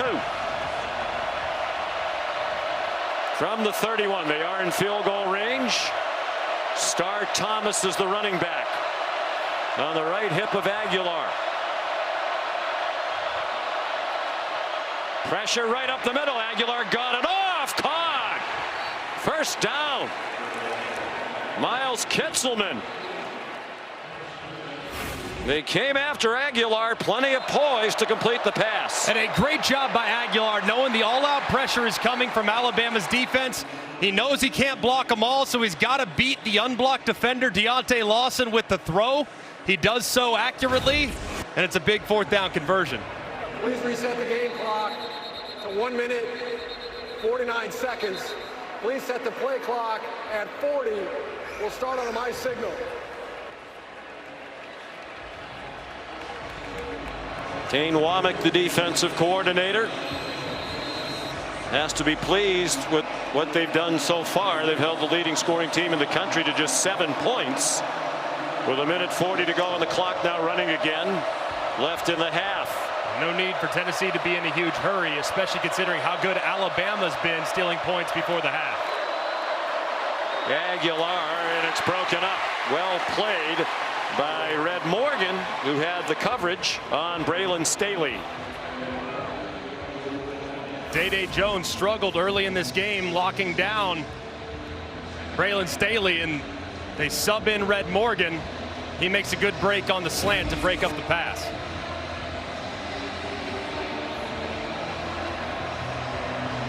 Second and 10. Again, taking their time, making sure they get in the right play in these crucial situations. Star Thomas. The couple, and that's all. Driven back by Nakai Hill-Green. Playing for his 4th school in the last 4 years. Last time there was a 3rd and long situation, Alabama decided to bring all-out pressure, and you saw Aguilar beat it with the throw. Will they bring the heat again, or will they show blitz and then drop out?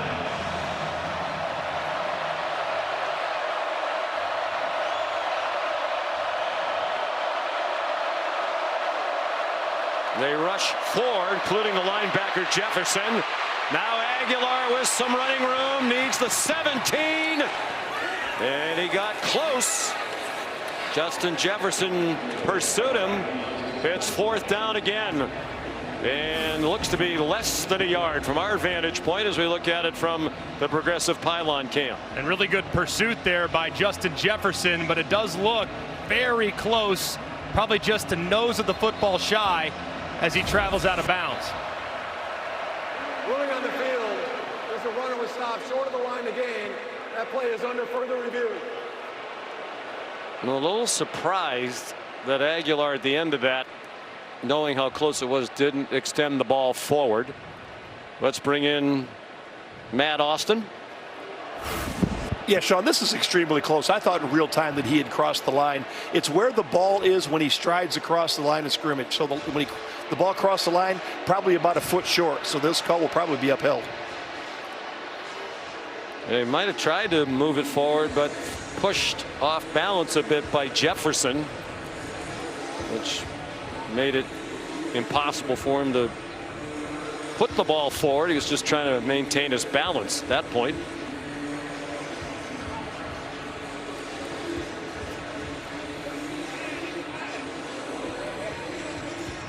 He is fun to watch. 24-year-old Joey Aguilar. Perhaps you saw the feature on game day. No offers out of high school in the San Francisco Bay Area. Went to City College of San Francisco. He redshirted for a year. 90-minute train ride on the Bay Area Rapid Transit, back and forth every day. Then they didn't have a season in 2020 because of COVID. He thought that might be it for football. He was thinking about becoming a firefighter. Friends and family convinced him to take one more shot at football, so he went to Diablo Valley Community College, a little closer to home. Fared well, wound up at App State, 2 years the starter there. Was going to go to UCLA out of the portal, was at UCLA in fact. Here comes the verdict from Jeff Heiser. After further review, the runner is short of the line to gain. It will be 4th down. So he goes to UCLA, thinks he's going to be the starting quarterback. Tennessee has a very nasty divorce with Nico Iamaleava, who apparently wanted more money in NIL. Tennessee were not doing that. Maliava goes to UCLA. Now Aguilar doesn't have a starting job. Tennessee needs a quarterback. They knew very little about Joey, but it's a marriage that worked out very well. And Joey Halsley, the offensive coordinator, said, I talked to everybody that ever worked with them. Everyone could not sing his praises more. They really did their homework, and they got a good one in Aguilar. Here's another 4th down, 2 for 2 tonight. This is inches. And they hand it off to the tailback for a 1st down, Deshaun Bishop. Now Tennessee needs to start picking up the pace just a little bit. That's Jose Aguilar, Joey's dad, here tonight from Antioch, California. And Josh Heupel is using his first timeout. I think he might have wanted a few more seconds back on the clock. Stay tuned for the Capital One halftime report. Kevin and Booger standing by. It's been a very eventful day, particularly here in the SEC. Such a fun couple of games, man.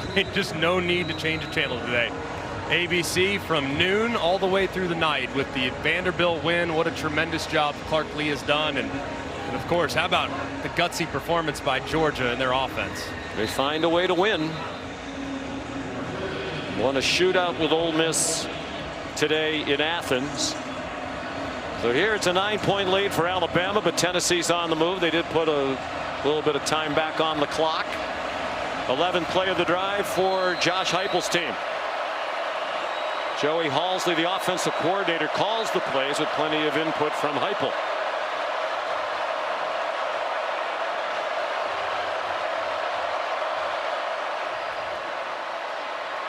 Aguilar to the end zone, incomplete, trying to get it to Brazel. Zabian Brown had the coverage.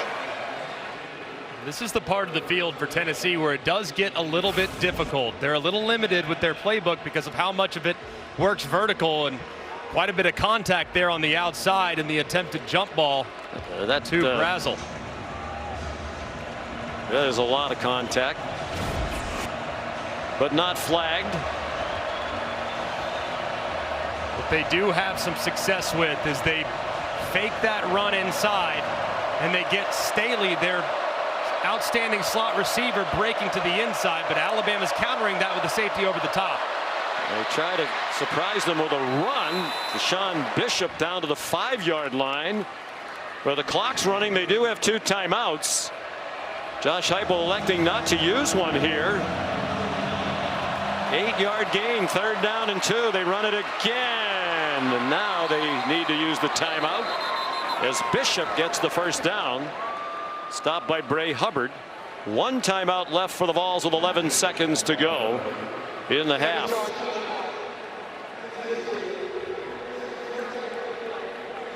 Time to take a look at tonight's playbook, brought to us by Modelo. Alabama's first possession, 91-yard drive in 11 plays. Isaiah Horton, the touchdown pass from Simpson. Staley tied it, and then the safety as Aguilar got his feet tangled up with an offensive lineman. That made it 9-7. Jam Miller touchdown running the extra point, 16-7. But now it's Tennessee on the move, poised to score and hoping for 7. And inside the 5-yard line, in every game leading up to this one, Tennessee is 90+% run. Cannot emphasize that stat enough. That is a ridiculous tendency. You do have that timeout, so you have your whole playbook available. No need to throw it by any stretch, so you can run it, burn that timeout if you choose. So expected them probably to stay with what they've done up to this point by running the football. 13 seconds on the clock now.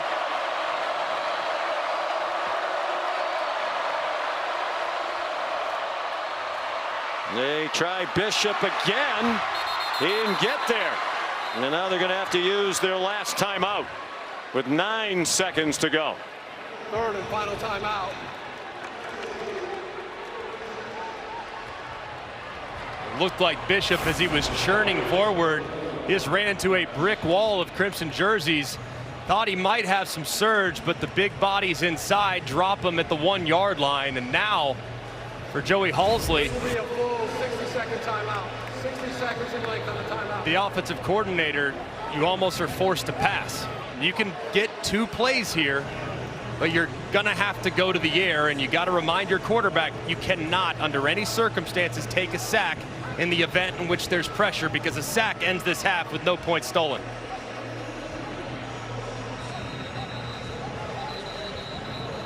Such a well-coached team on offense, highest scoring team in the country in the 5 years under Heupel, with Halsley the offensive coordinator the last few.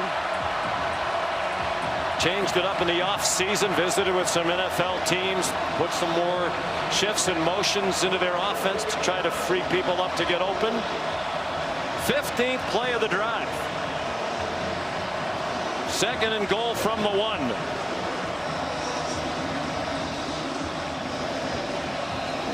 Heavy personnel looks like in the game for Tennessee. They got Gentle, number 35, at fullback. 3rd and final timeout. Alabama. Called by Alabama. 30 seconds in length. So each team out of timeouts in this matchup of 2 South Dakota natives. The only 2 head coaches in FBS out of the 134 from South Dakota. Josh hails from Aberdeen, and Kalen DeBoer about 96 miles away down Highway 12 from Millbank, South Dakota.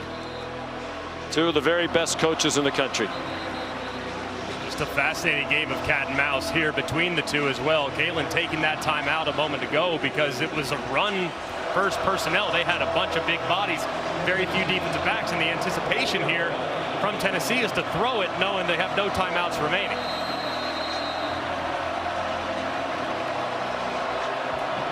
They line up again in what you would think is a run formation, but it's hard to believe they try that, because if they don't score, the half's over. And it's a play action pass, and it's intercepted.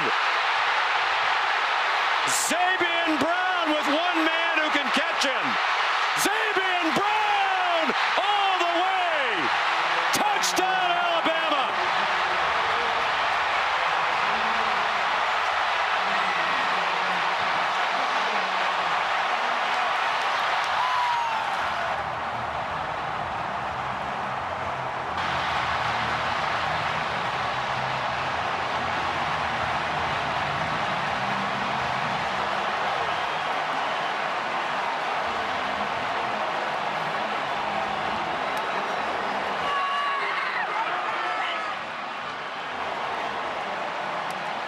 A shocking turn of events on the final play of the half. Xavier Brown, the sophomore from Santa Ana, California, a 98-yard interception return. And Talty falls down the extra play. There's a little bit of a bobble on the hold. Kane Womack's defense with an enormous play.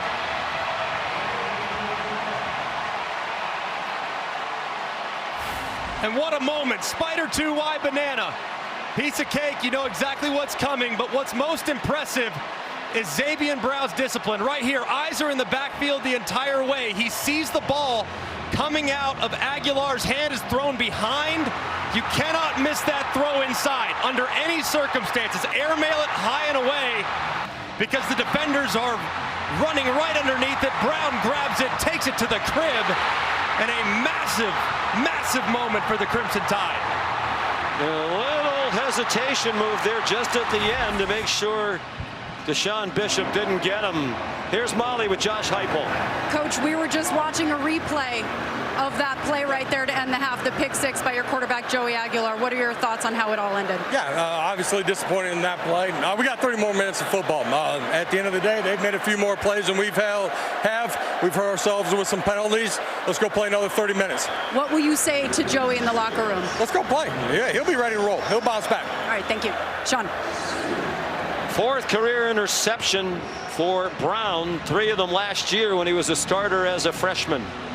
Halsley and the staff upstairs cannot believe it. And Coach Heupel has a sales pitch to give his team at the half. 23-7 Alabama. Back to the studio for the Capital One halftime report. Sean, thank you. Capital One halftime report. Booger McFarland, Kevin Nagandi here. We're picking up our jaws after what we just saw.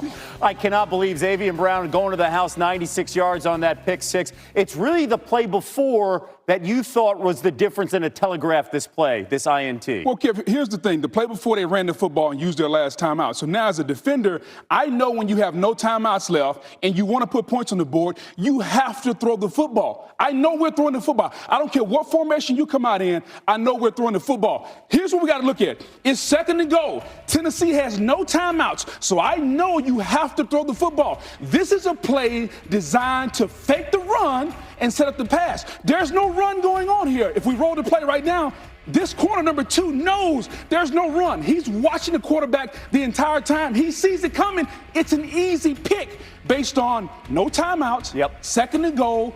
You can't run the football. And if you're Joey Aguilar, you can't telegraph the pass. But I blame Josh Heupel for this. You got to know in that situation, you want to get points. You got to tell your quarterback, hey, if he's not wide open, throw it in the stands so we can kick the field goal. Yeah.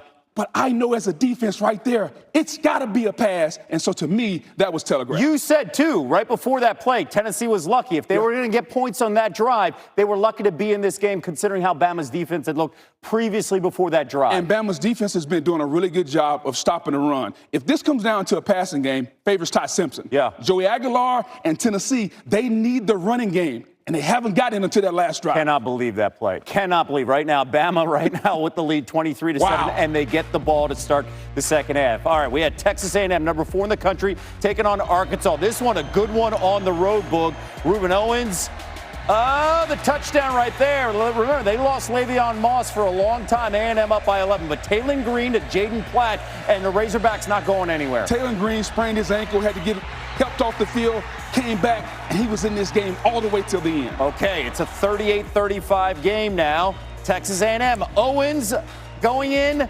again, 12 yards. So mentally tough. Mike Elko's team, physical, whether it's Moss or whether it's Owens. Okay, 13 seconds left. Here comes Taylon Green to C.J. Brown. It's a 3-point game.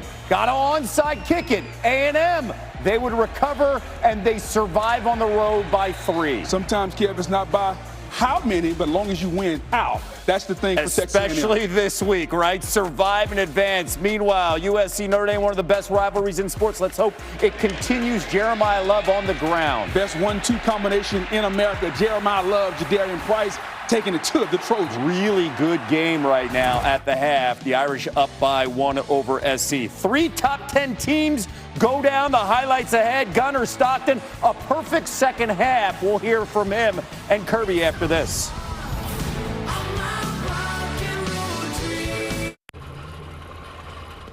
Can I help you, sir? Here's the bill from the dealership where I got my car, and I'd like you to beat it with a better deal on one of these fine cars. Not how it works. At Verizon it is. Anyone can bring their AT&T or T-Mobile bill, and they'll give you a better deal. Isn't Verizon expensive? No. Better deal, best 5G network. I'll take this little red situation here. Don't call it that. Bring your AT&T or T-Mobile bill to a Verizon store today for a better deal. On your way. You're not as cool as Verizon. Popeye's $6 Big Box is back. 2 pieces of signature chicken or 3 tenders, 2 sides and a biscuit. One serious deal. And for this week only, get a Popeyes signature sauce free with any order. Love that chicken from Popeyes. We are the Tennessee Volunteers.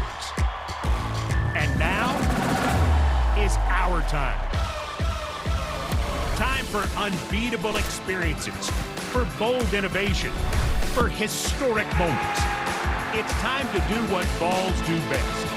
More life-changing research, more problem solving, more lighting the way. We have what it takes. It takes a volunteer. All right, 113. We're on the move. Hey, come on! Come on, come on, come on, come on. This wing is just for family, and I'd hate to see security have to escort you out. This could be a once-in-a-generation event.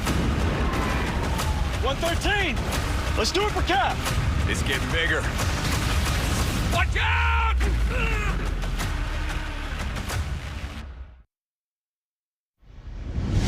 Welcome back to the Capital One Halftime Report.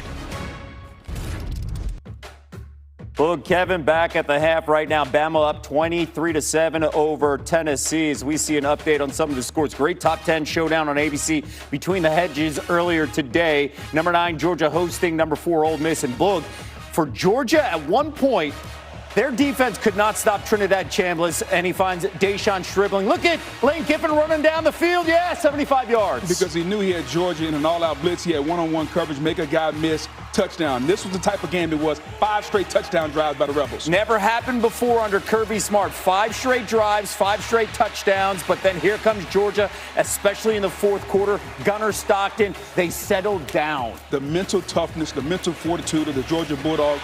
And Gunnar Stockton, no pressure on him. He played well. He picked the Rebels apart in the second half. Georgia outscores Ole Miss 17-0 in that fourth quarter to get the win. You talk about the mental toughness. Yeah. How about Gunnar Stockton? He was perfect in that fourth quarter, especially in the second half, 12 of 12. What did you see from him in the adjustments? Well, just poise and patience. We praised Trinidad Chambliss for his poise and his patience. It was actually Gunnar Stockton who was the more patient quarterback, and then his ability to use his legs just enough to move the chains. I thought the patience, the poise, the maturity, and the legs of Gunnar Stockton were the difference, especially in the second half. But think about this.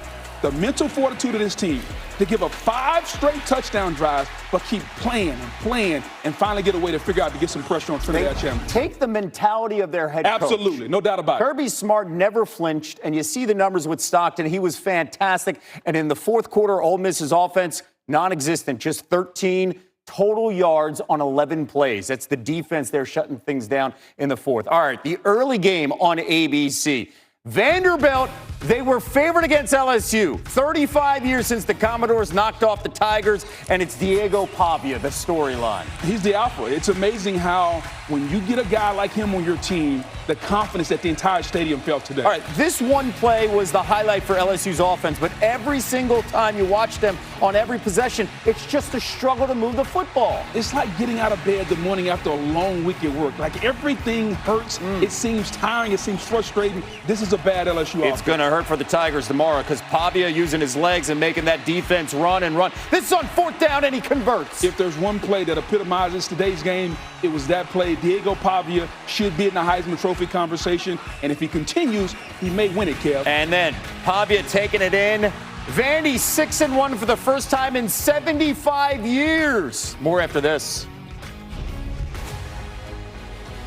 This halftime report is presented by Capital One. What's in your wallet?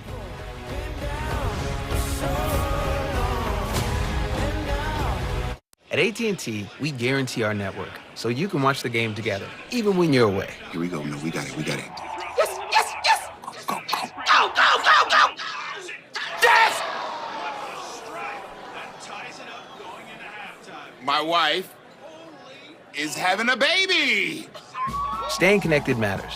That's why in the rare event of a network outage, you'll automatically get a bill credit for a full day's service. That's all part of the AT&T guarantee. If you love to travel, Capital One has a rewards credit card that opens up a world of possibilities. With Venture X, you earn unlimited double miles on everything you buy and get access to over 1,000 airport lounges worldwide. Capital One, what's in your wallet? Team, it's been a grind, but I think I've aged you well. Some might say perfect. Who's ready to show 'em who's the cheesiest? I woke up feeling the cheesiest, Coach! Cheez-It, official sponsor of the college football playoff. Compliments of the chef. Oh? He was so glad that he had emergency roadside service with Geico. And since they saved his bacon, he presents to you a bacon tart flambe. With Vic. Mate, look, I don't need special treatment. I'm just happy that he's happy. You're too humble, Mr. Gecko. Which is why we also present to you, and I don't need special treatment, run-of-the-mill grilled cheese. Oh, now we're talking. Yes, we are. Okay. Get more savings in service. Get more with Geico. There are no shortcuts on the road to success. It's forged by confidence, purpose, and determination.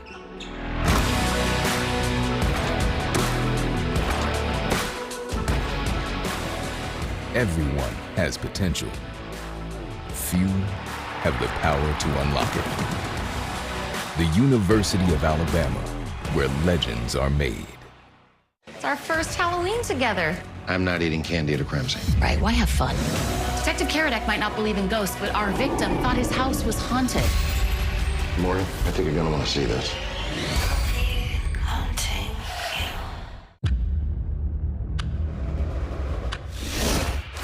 Got hit by a satellite. We lost contact. O2 supplies draining fast. Mission control, do you copy? First, you'll need the ESPN app on your connected TV or favorite device. If you have it, open it up. If you don't, download it now. Next, click on the live event or ESPN show you want to watch. Then choose your TV provider and log in. You're all set. It's all of ESPN, all in one place. Go to support.espn.com to learn more.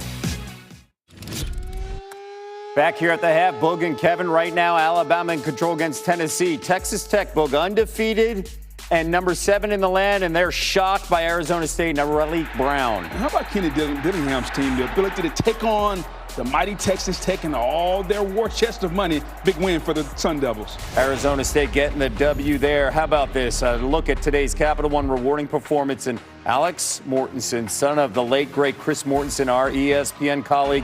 And this is Alex debuting as the interim head coach at UAB against an undefeated number 22 Memphis team, and they would hold on in the final 30 seconds for the win. Who says coaching doesn't matter, Kev? A team that looked lifeless. Now Mortensen steps in as a new coach, and they played inspired. They made stop after stop after stop on the goal line. Congrats, Alex. 21.5-point underdogs. You get the win. You shock Memphis with the W.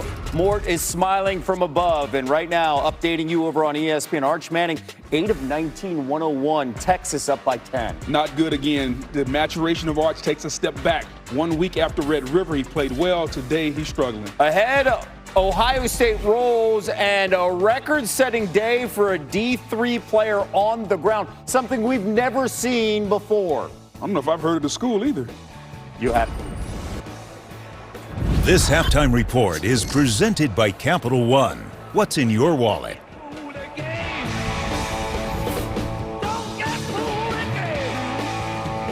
2, please. Make that 3. With the Capital One Saver Card, you earn unlimited 3% cash back on dining and entertainment. Are you in this one? Get your tentacles off my 3% cash back. Perfect delivery. What's in your wallet? Do you enjoy women's and Olympic sports? The SCORE Act will support them. Here are the facts. The 4 major conferences spent more than $2.3 billion on sports other than football and basketball in 2024 and produced 381 U.S. Olympians who won 219 medals for Team USA at the Paris Olympics. The 4 conferences have also added more than 1,700 new scholarships for women since July 1st of this year. Ensure the continued support of women's and Olympic sports. Tell Congress to pass the SCORE Act at PassTheSCOREAct.com. Y'all know what time it is. It's gonna be a good year. There's not gonna be any drama. There better be. What is happening? Yeah, a girl bike. What are you talking about? Whatever happened to community? What rules do you follow? You were a child model. Who am I? What's the worst that could happen? I could fall over and die. Oh, damn.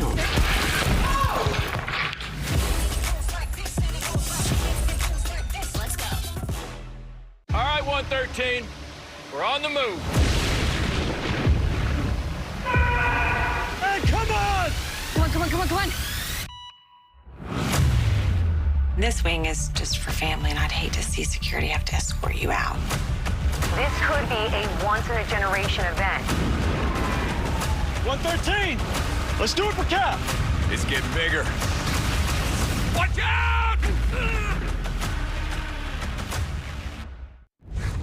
At the half in Tuscaloosa, Boog and Kevin back with you. Number 1, Ohio State. Julian saying 4 touchdowns, Boog. He was efficient. You cover Jeremiah Smith. I'm going to throw the football to Cornell Tate. The Ohio State Buckeyes undefeated and quietly doing it. Number 1 team in the country? Absolutely. Okay, well, you can make a debate. Where does Indiana fall here? Because they have that road win in Eugene. And taking on Michigan State, Fernando Mendoza, he had 4 touchdown passes. Expected a little letdown after the win at Oregon. No letdown here. Well-coached team by Kurt Signetti. Can I get a loan, Coach? 38-13. Meanwhile, Oklahoma, they host Ole Miss next week. John Mateer efficient, 164 total yards. Knocked a little bit more rust off. Good to see him back to John Mateer form. OU defense had 6 sacks, 26-7 over South Carolina. Georgia Tech, 7-0 for the first time since 1966. Are they the best team in the ACC? They're playing like it, Kevin. Here's the thing about it. Look at Haynes King. Not only did he run the football well, he threw it well. If they can do that combined, getting opportunistic defense, look out for the Rambling Wreck. They beat Duke 27-18 in the driver's seat in the conference. Hey, shout out to Monte Quinn of Curry College. D3 school in Massachusetts. The running back, Boog, 522 yards on 20 carries. Wow, talk about an average yards per carry. Maybe they can buy him a new camera to shoot some of this video. 7 touchdowns, they get the win. That's a record in all divisions. 522 on the ground. Where's the beer guy? Bud Light here. Bud Light here. Bud Light here. Bud Light where? Bud Light here. I missed that because of you. Hey, got your Bud Light. Oh, nice. Never mind. Anything for the clean, crisp taste of Bud Light. The 3 for Me, only at Chili's, is now available with the all-new Big QP, fries, bottomless chips and salsa, and a bottomless drink, all for just $10.99. So if you're McDone with tiny, overpriced burgers, just come to Chili's. This Chili's 3 for Me is the best $10.99 you can eat. Do you enjoy women's and Olympic sports? The SCORE Act will support them. Here are the facts. The 4 major conferences spent more than $2.3 billion on sports other than football and basketball in 2024 and produced 381 U.S. Olympians who won 219 medals for Team USA at the Paris Olympics. The 4 conferences have also added more than 1,700 new scholarships for women since July 1st of this year. Ensure the continued support of women's and Olympic sports. Tell Congress to pass the SCORE Act at PassTheScoreAct.com. Whose moves will be the most popular? And who's dancing for good? It's Wicked Night. Spellbinding. So hot, I am melting. Wicked Night on Dancing with the Stars, live ABC Tuesday. Shifting Gears is your new favorite comedy. What? And with a season of big guest stars along for the ride, you just can't look away. You're actually flipping me off with your eyes. Shifting Gears, Wednesday on ABC.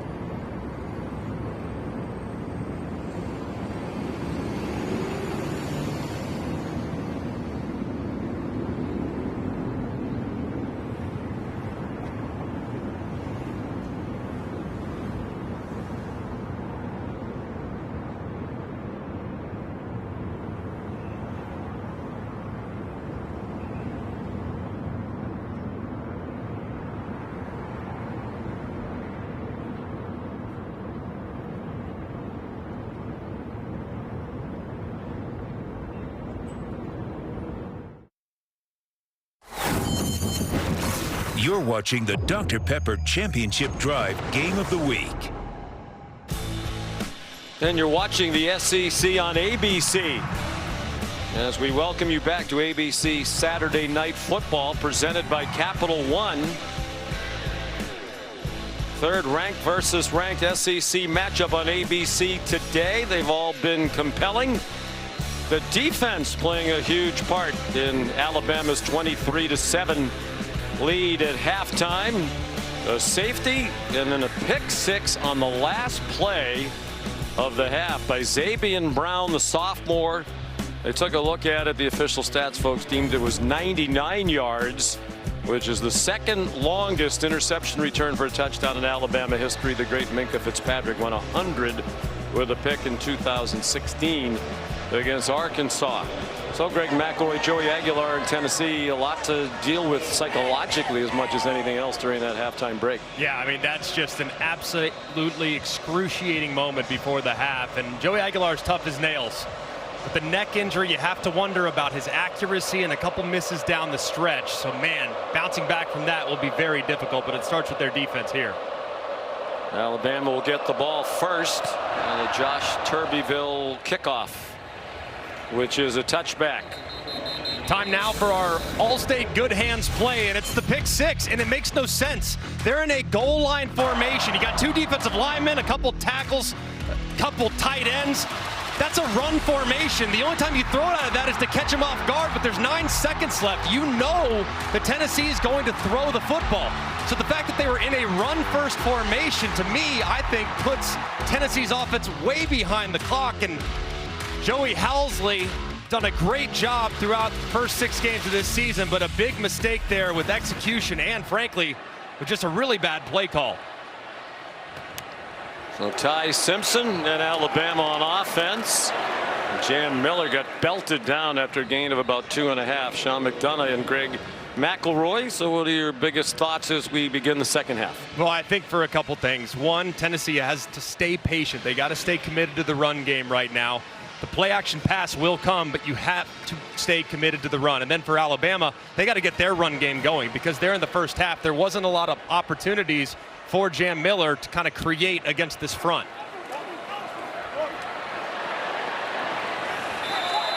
Miller dropped for a loss. Here's Molly McGrath. Well, Alabama head coach Kalen DeBoer told me there was great energy in the locker room after that pick six to end the half. He said, we are a better team when our energy is high, and he told his team to hold on to that momentum, stressing the importance of scoring on this first offensive possession. But like Greg said, DeBoer stressed we can be better offensively. We want more domination in the run game. And the message among players in the locker room was finish this. Don't let them come crawling back. Remember, quarterback Ty Simpson criticized his team for their inability to finish games, guys. And neither team has run it well. Alabama has just 23 yards rushing, but that's really been the case all season long. Ty Simpson stays on his feet. Didn't get the first down, but did make the 29-yard line. It'll be 4th down and 6 after a 7-yard gain. Jordan Ross made sure Simpson didn't get the first down. A great opening drive there for Tennessee's defense, and just trying to get some of that momentum back that they were starting to create at the end of the half.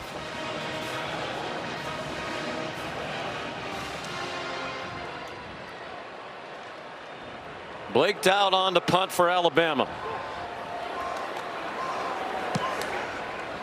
Not a very good one. Low and short. Boo Carter taken out of bounds at the 39-yard line by Dre Kirkpatrick Jr. 40-yard punt, 9-yard return. So a good start to the half after the disastrous ending to the first half. A 3-and-out forced by the Tennessee defense. Here comes Aguilar. 14 out of 21. 18 straight games with a touchdown pass now, but the very costly interception that was returned for the score by Alabama. But he's been in this spot before. He's got 48 career starts at the college level between JUCO and App State and Tennessee. So he's been in the storm before. He can bounce out. Deshaun Bishop tripped up by Zabian Brown, who had that 99-yard pick six. Brown started every game last year as a freshman. Did have one touchdown last year on a fumble return for a score against Mercer.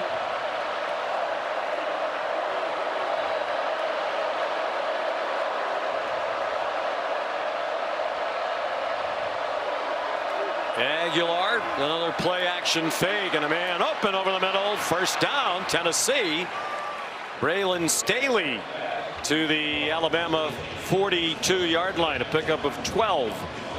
So far, I like the first couple plays for Joey Halsley. Little run inside, get the run game going, get a nice easy completion over the middle for your quarterback.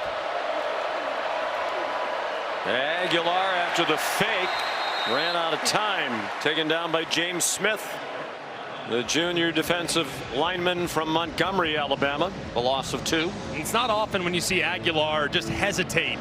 You got to think if that interception at the end of the half might have played into that decision there. He had a guy in the flat, he could have thrown it, he double clutched, and it resulted in a lost yardage play.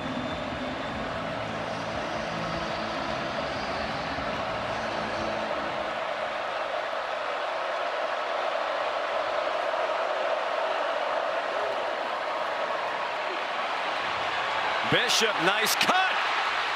Deshaun Bishop might go the distance. Touchdown, Tennessee.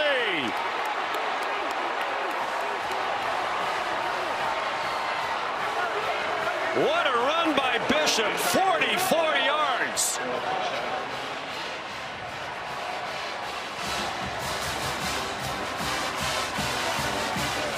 And what a response to that calamity at the end of the first half. A 3-and-out on defense and a quick score when they get the ball back.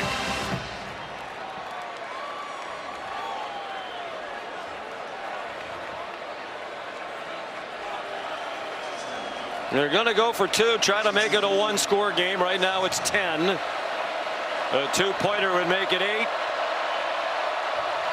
Tight bunch to the right. Go for Dose, brought to us by Dos Equis. Aguilar into the end zone. That's intercepted. Dejon Lee tackled from behind by Mike Matthews. He was thinking about going for Dose in the opposite direction.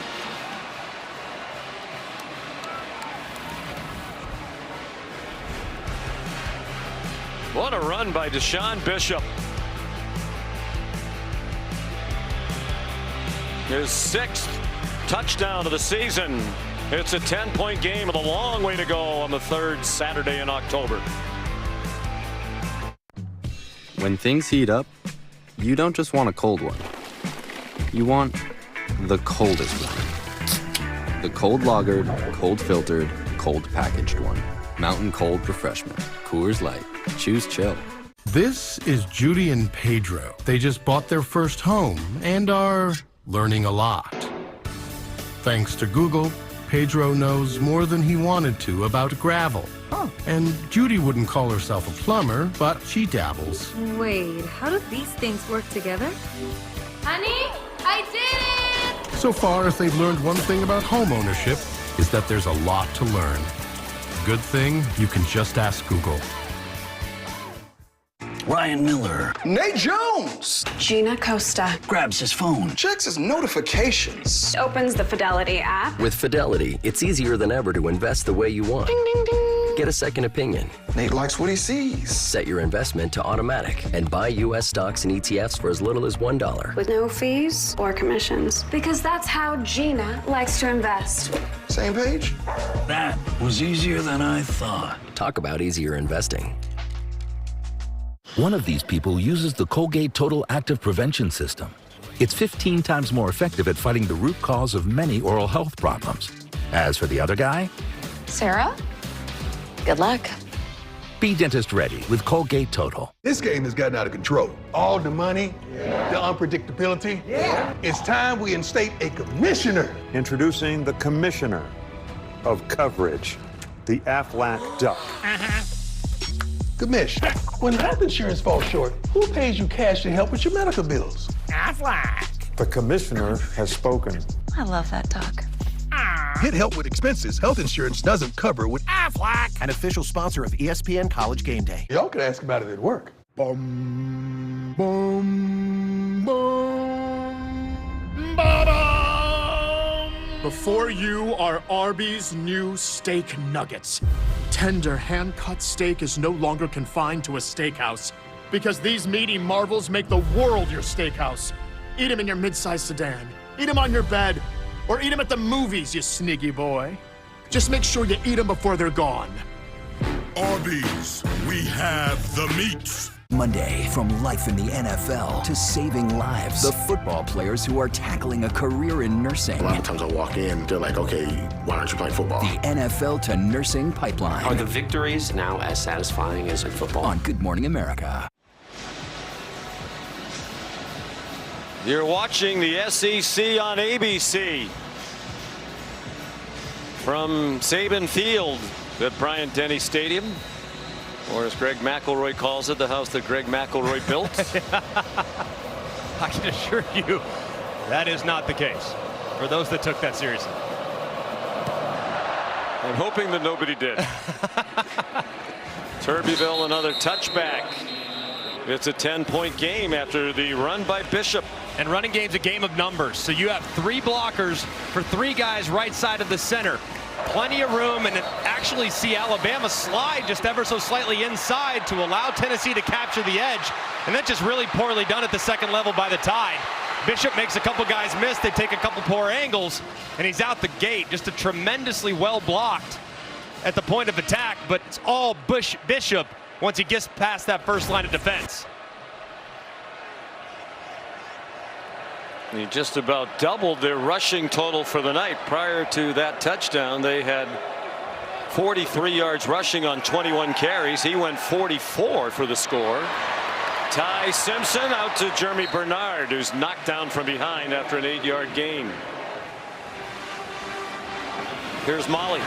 Well, Ty Simpson was frustrated on the sideline, immediately coming off the field, got in the faces of his offensive linemen, clapping and yelling loudly, saying, hey, get your head back in the game.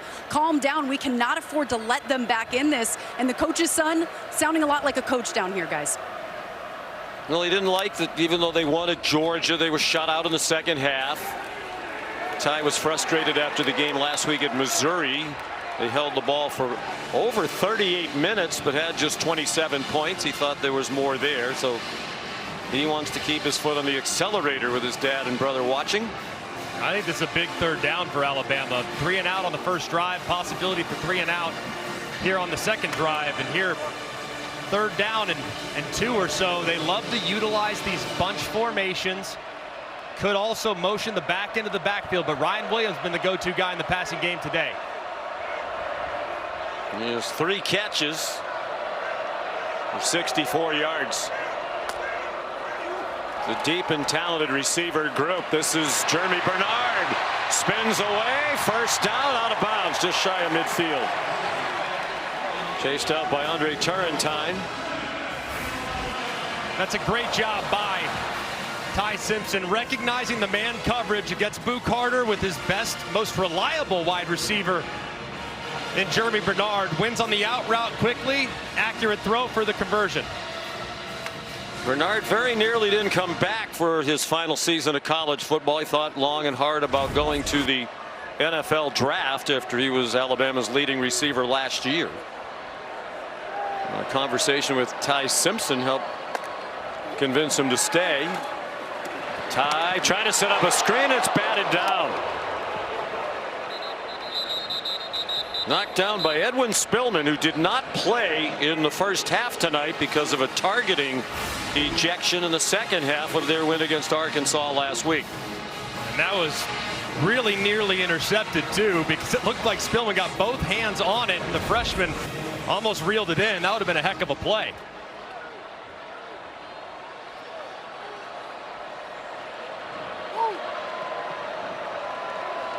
Second and 10. Bernard, the motion man.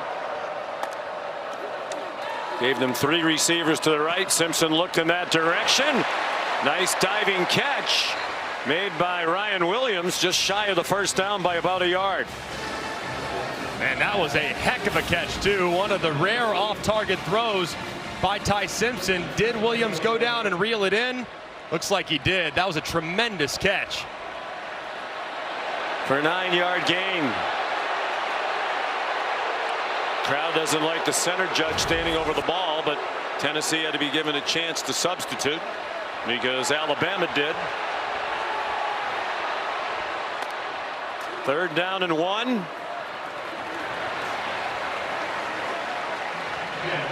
And the first down picked up by Jam Miller. With this drive marching the way it is, this is kind of the area of the field where you might be thinking a little pressure with the momentum that Bama's starting to create offensively. But also, if I'm Ryan Grubb, this is the spot where I want to take that shot. Hard play action. See if you can throw it over the top to Ryan Williams.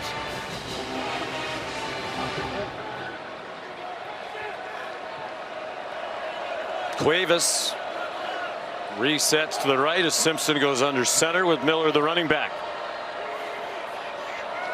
Williams in motion, and that pass is batted down. Knocked down by Nathan Robinson. Looked like there, Bama was anticipating that pressure that we just talked about. And what beats pressure?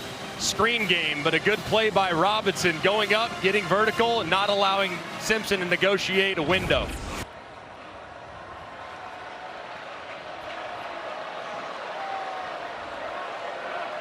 Robinson, a big man, back up in that defensive line, 6'6", 300-pounder. You got man coverage right now being shown by Tennessee. Press coverage as well, so if you want to take a shot against press coverage, it'd be a time to do it. Daniel Hill is in at running back, their 3rd-string running back. Simpson, a quick pop, incomplete. Well defended by Colton Hood, a transfer from Colorado, who's been a godsend for Tim Banks, especially with the injuries to Gibson and McCoy. Coach Banks said Hood's done a nice job. Played at Colorado last year, played at Auburn the year before that. Here's a spot on the field where it's possible 4-down territory for Ryan Grubb. Nowhere near field goal range, but if you can get 6 or 7 here, you might get the green light to go for it.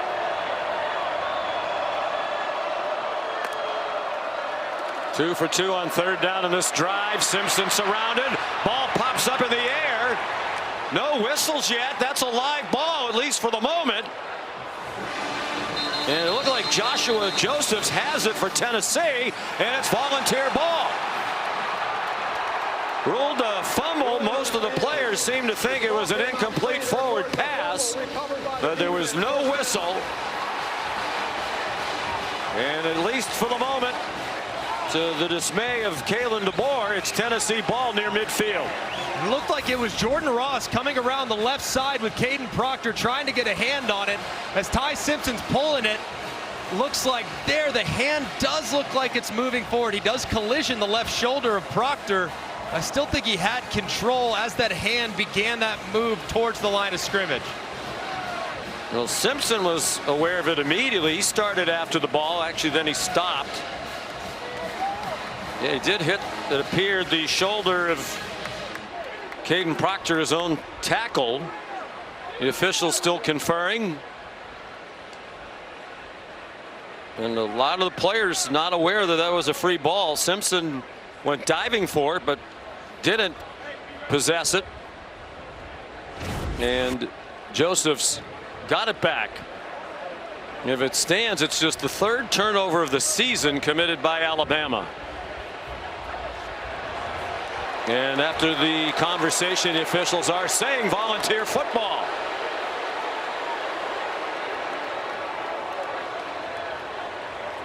Let's bring in Matt Austin. Matt, what do you think? Clearly a fumble? I think it is a fumble. I don't think he has firm control when that hand starts forward. I don't know if it hit his own player, but it looked like as his hand came forward, that ball was already popping up the top of his hand. Did look like the nose of the football as he stretched it back to release the ball. He did hit his own player, Caden Proctor, and then it's whether or not the firm control was there as he followed through. And I'm kind of with you, Matt, the way it came out of his hand.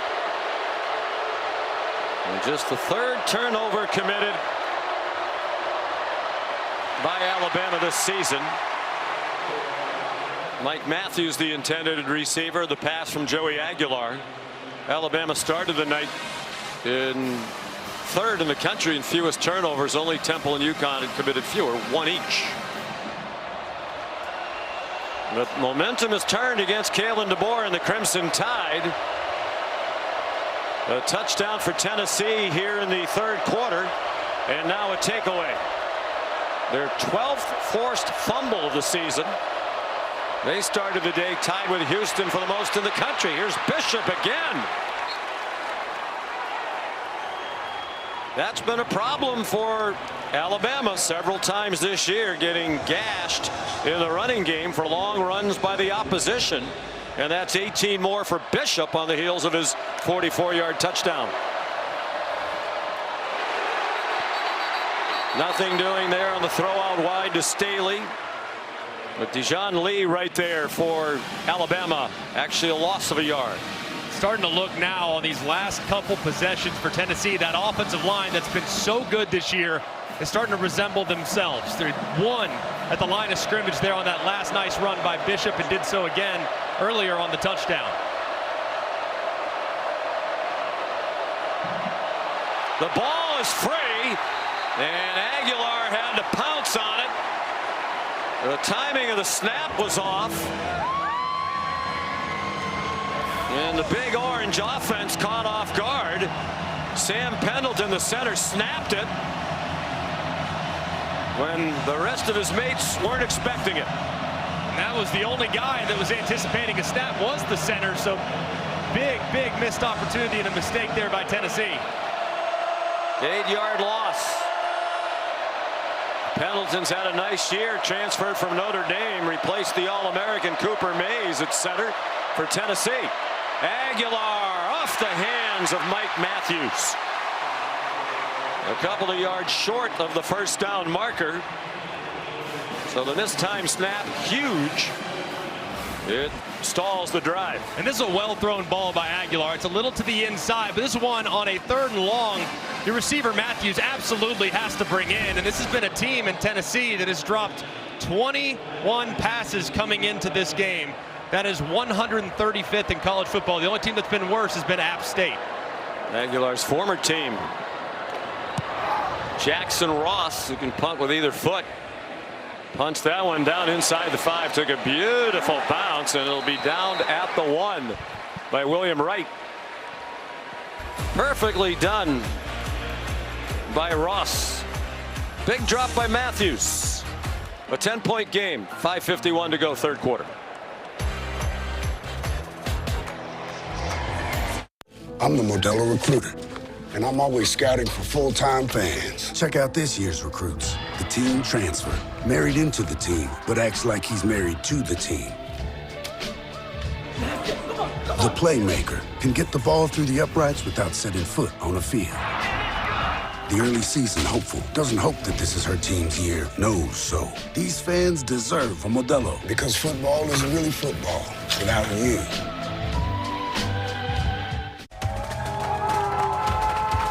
Incredible win. What was the key to victory? Well, the Sonic Smasher, no doubt about it. Okay, but what makes the Sonic Smasher so great? I think it'd be the hand-smashed Angus beef, the melty cheese, and of course the Smasher sauce. We're talking the tote right here. The tastiest of all time. Give me the QB1 of burgers. The sooner, the better.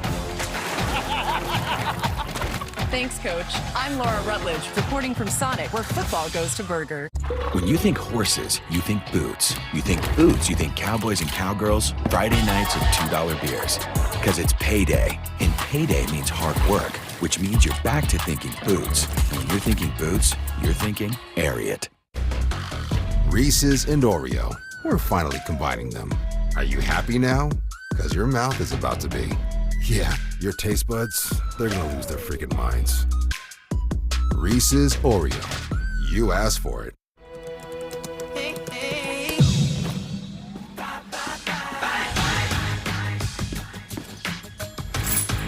Get up to 22 hours of battery life with Snapdragon. Sometimes in life, you just want more. Cracker Barrel's all about more. More flavor, more heart, more craft, more joy. So when you just want more, Cracker Barrel has all the more. All the more. Cracker Barrel. On a confrontational Fansville by Dr. Pepper.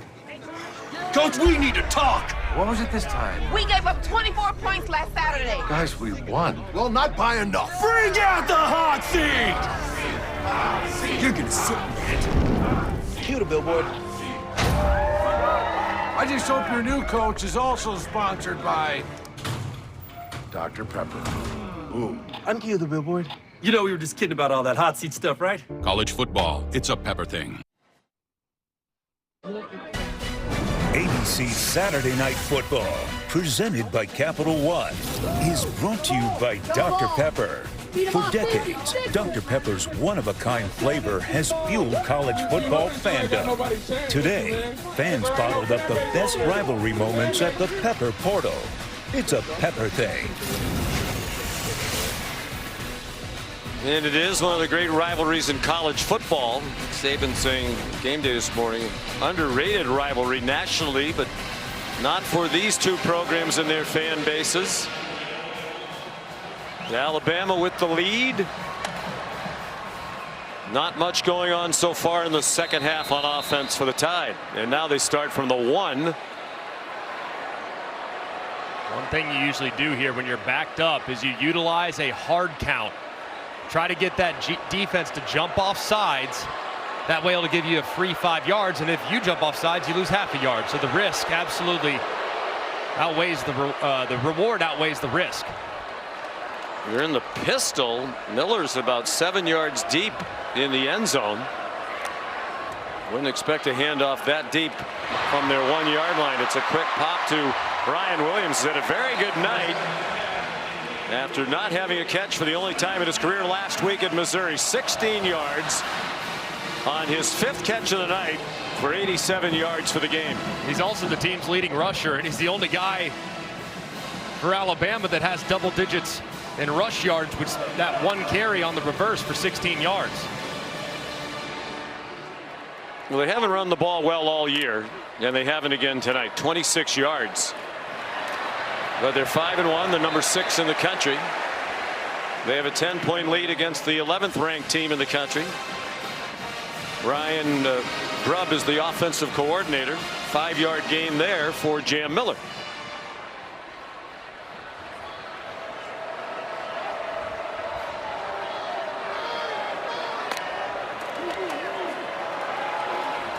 Miller again. He's going to come up a couple of yards short of the first down marker. Jalen McMurray there. And we're down to 4:39 in the clock running in the third quarter.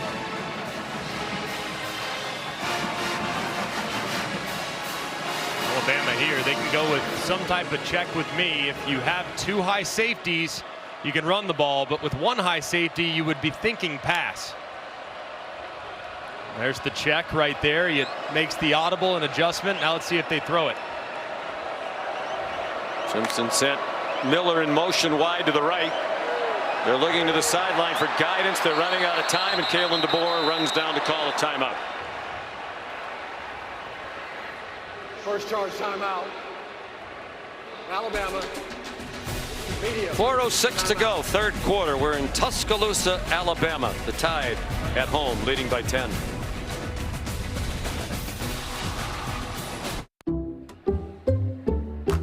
I checked Allstate first and saved hundreds on my car insurance. Unfortunately, I didn't check if doing the Georgia bark at my boss would be appropriate. Go, dogs! Yeah. So we need to... Sick 'em. And it's not. Checking Allstate first was smart. Barking at my boss, dumb. At least I checked Allstate first and saved hundreds. Hey, Bark Boy. These guys are crazy. 5, 4, 3, 2, 1, watch me. Level up, level up, level up, level up, level up, level up, level up, level up, level up, level up. All this on me so yummy. No, you want this yummy, yummy all in your tummy. Thursday Night Football on Prime. It's on. This week, sparks are gonna fly as the Vikings take on the Chargers. Stream Thursday Night Football, Vikings, Chargers at 7 p.m. Eastern, only on Prime.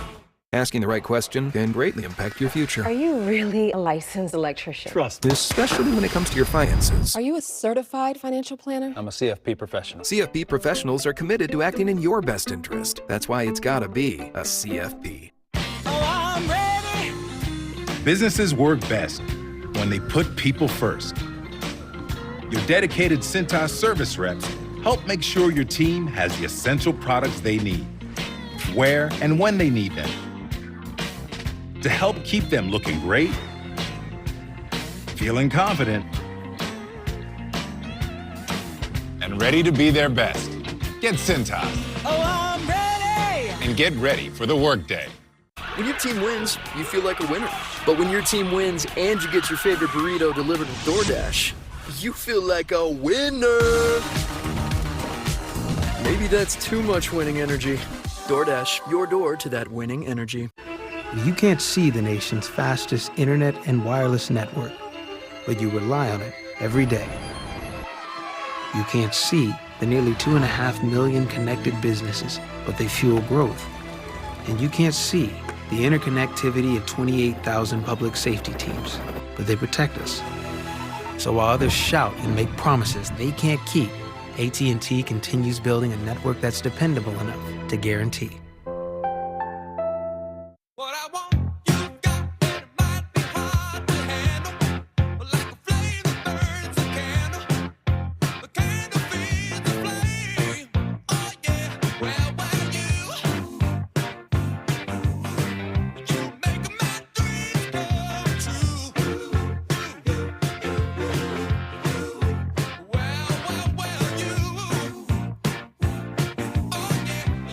Only at Qdoba. A Monday Night Football doubleheader. Bucks, Lions at 7 and Texans, Seahawks at 10. There's the Taco Bell Live Más student section. Only one student section can claim the title of Live Más student section of the year. Who'll take home the trophy?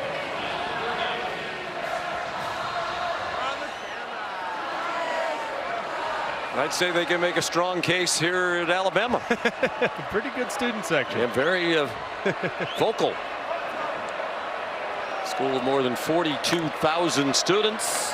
3rd down and 2. The Tide wide open over the middle. Josh Cuevas. 1st down out to the 39-yard line. Arion Carter made the tackle. 16 yards on the completion to Cuevas. And this is a great job by Ty Simpson recognizing this dropout. Looks like pressure, thinking pressure, but it's laid off the right. You can beat it with the throw to Cuevas right over the middle. That was well executed by the quarterback. Jaden Roberts limps off. He's been injured part of the year. He moved into the starting lineup at right guard tonight.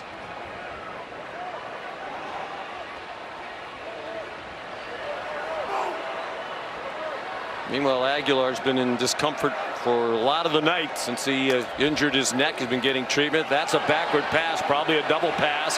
Bernard wanted to throw it back to Simpson. Did well. He's still going. Looked like that play was dead. And Jeremy Bernard took it all the way to the 44-yard line for a 17-yard play. What a play by Jeremy Bernard. I mean, that play is dead to rights. Loss of 15. I mean, that thing is all the way back at the 25-yard line. Doesn't like it. Makes a good decision. And a guy that played a lot of quarterback in high school shows you the decision-making right there and the explosiveness with the ball in his hands. Very well defended by Tennessee. They anticipated the throw back to Simpson. And they still turned it into a positive play.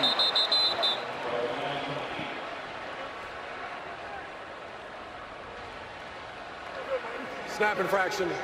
Offense. Number 72. 5-yard penalty. 1st down. And we talked about it earlier. Jeremy Bernard was thinking about not coming back. And he had a conversation with Ty Simpson in the offseason. Ty said, you should come back. You were at Washington. Remember when Roma Dunze came back and McMillan and Polk? And, you know, Dunze was a high 1st-round pick. Bernard said, yeah, but they had Michael Penix. Simpson sets up a screen to Daniel Hill. Hurdling tacklers, and he has a 1st down before he's shoved out by Edwin Spillman. And that was intended to be humorous by Bernard. He told us yesterday one of the biggest reasons he came back was he knew Ty Simpson was going to have a great year. And it's amazing, too, to watch what Jeremy Bernard has become. And Washington utilizes kind of a gadget player, and he's developed so beautifully a wide receiver. This wide receiver staff, Jamarcus Shepard, one of the best in the country, and man, he has really turned into a well-rounded weapon on the outside. And he probably had it in him when he was at Washington, just behind Dunze and Polk and McMillan. Hill again, getting some run here in the second half. He's showing a good leaping ability. Idris Farouk finally made the stop. 5-yard gain for Hill, sophomore from Meridian, Mississippi. And it's good to get him back, too. I mean, he is big at 244 pounds, and I'm telling you, he is a bowling ball. And to get him down in the open field, if you can get him engaged with the defensive back in one-on-one, that's bad news Bears if you're a defender.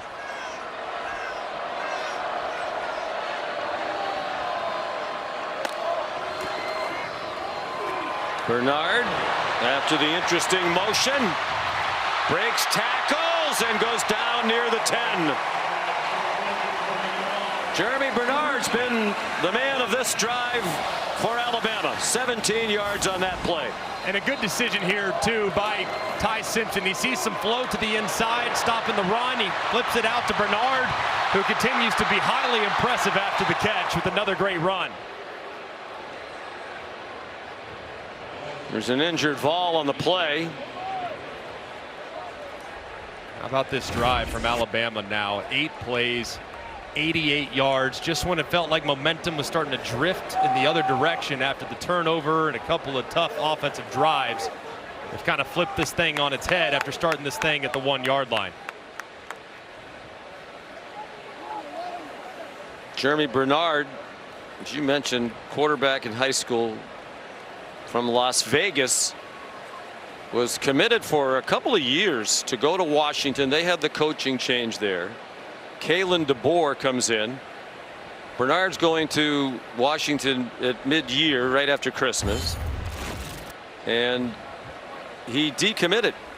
Junior Adams was a holdover on the previous coaching staff, the wide receiver coach. He decided at the last minute to go to Oregon. So Bernard's like, okay, I don't really know any of these coaches now. He goes to Michigan State. Wanted to go back to Washington. Kalen DeBoer opened the door for him, and he had a very nice season at Washington. Transferred here with Kalen DeBoer and Ryan Grubb last year. And how about what Kalen DeBoer said about him? You know, that he's such a special young man. He said, I've never had a visit, a recruiting visit like I had with Jeremy Bernard. Yeah, he said, quote unquote, literally one of my favorite recruits ever. And I think it's amazing, too. Kalen said, yeah, we were disappointed to lose him. And then we got the chance to play Michigan State and beat them badly, which I think might have opened his eyes to the possibility of coming back. And what a fit it's been with how he's been utilized these last couple of years with the staff. Came back as well to get a degree. That was very important to his family and to Jeremy. He'll graduate in December in sport management. 1st and 10 from just outside the 10. Down to the goal line. Touchdown, Rico Scott.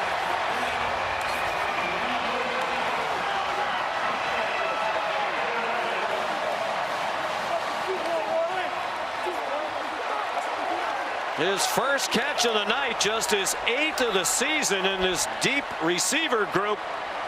And it's 29-13 for Alabama in the final seconds of the 3rd quarter. What a drive. I mean, just absolutely unbelievable. Taking 5.5 minutes off the clock, going 99 yards, and just making a statement. Very, very impressive there from the Tide's offense. Second touchdown throw of the night for Simpson. Now 18 for the year and just 1 interception. The extra point good by Connor Talty. We used to always say, be an actor, not a tractor. All right. I want you to watch this. You get some motion up front. You're going to get Ty Simpson booting out. Watch Rico Scott. Look at that. Oh, that's, I think, is that actor or tractor right there? Just kind of fake that block just for a half second. Not the best. That's not winning an Academy Award. All right, but he's wide open and gets the Tennessee defenders to look inside just enough for him to jump leverage. And a good finish on the run to find pay dirt. Tough at the end of it, helped by some pretty shaky tackling for Tennessee. It looked like it was Redmond, the freshman, who just couldn't get him out of bounds from the progressive pylon cam. Julie Simpson loves it. And so did Dad Jason, brother Graham. And Ty, he's hard on himself, on his teammates. He's become quite a vocal leader, and it's genuine. And the coaches for Tennessee said the same thing about Aguilar. They're not afraid to get up in front of the team because their sincerity rings true. And as I've said to you many times, the most important thing in life is sincerity. And as soon as you learn how to fake that, you're all set. I know they are two sincerely impressive young men who have become great leaders of their respective teams. Yeah, Aguilar and Simpson. And the thing about Aguilar, more impressed me, Ty had 4 years to get to know his teammates. The fact that Aguilar got there in June and walked into a pretty turbulent situation and was able to endear himself to the roster says a lot about that young man's character. Yep. Coach said he made a great effort. Took position groups to dinner regularly as soon as he got there. Braylon Staley the catch, and not much after the catch. And it was a competition. They have a couple of other very good quarterbacks they're high on. The backup right now is Jake Marklinger, and it was really a battle between the two of them right down to the end of training camp before Aguilar was named the starter. Rashawn Bishop for very little on the final play of the third quarter. This is the end of the third quarter. Alabama trying to make history, beat a ranked opponent for the 4th game in a row. And they have a 17-point lead as we head to the 4th. Our presentation of college football on ABC will return after this message and a word from our ABC stations. Hardee's Original Bag is back, now with even more full-size sandwiches to choose from. The new spicy chicken sandwich, hot ham and cheese, hand-breaded chicken tender wrap, or charbroiled double cheeseburger. Mix and match any two with fries and a drink, just $6.99. That's right. Move it like this now. You gotta move that. Big time, best time, all the time. Come seek the Royal Caribbean.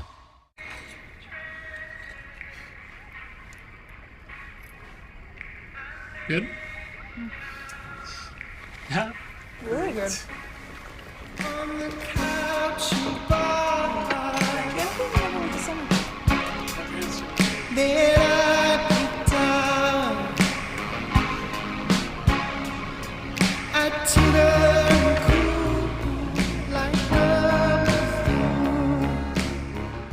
It's mesmerizing. Cleaning that greasy mess with Dawn Platinum. And not even scrubbing. Well, fluff my feathers. It cuts through the slimy stuff better than their old dish soap, removing 99% of grease. That's why only Dawn is trusted to save wildlife.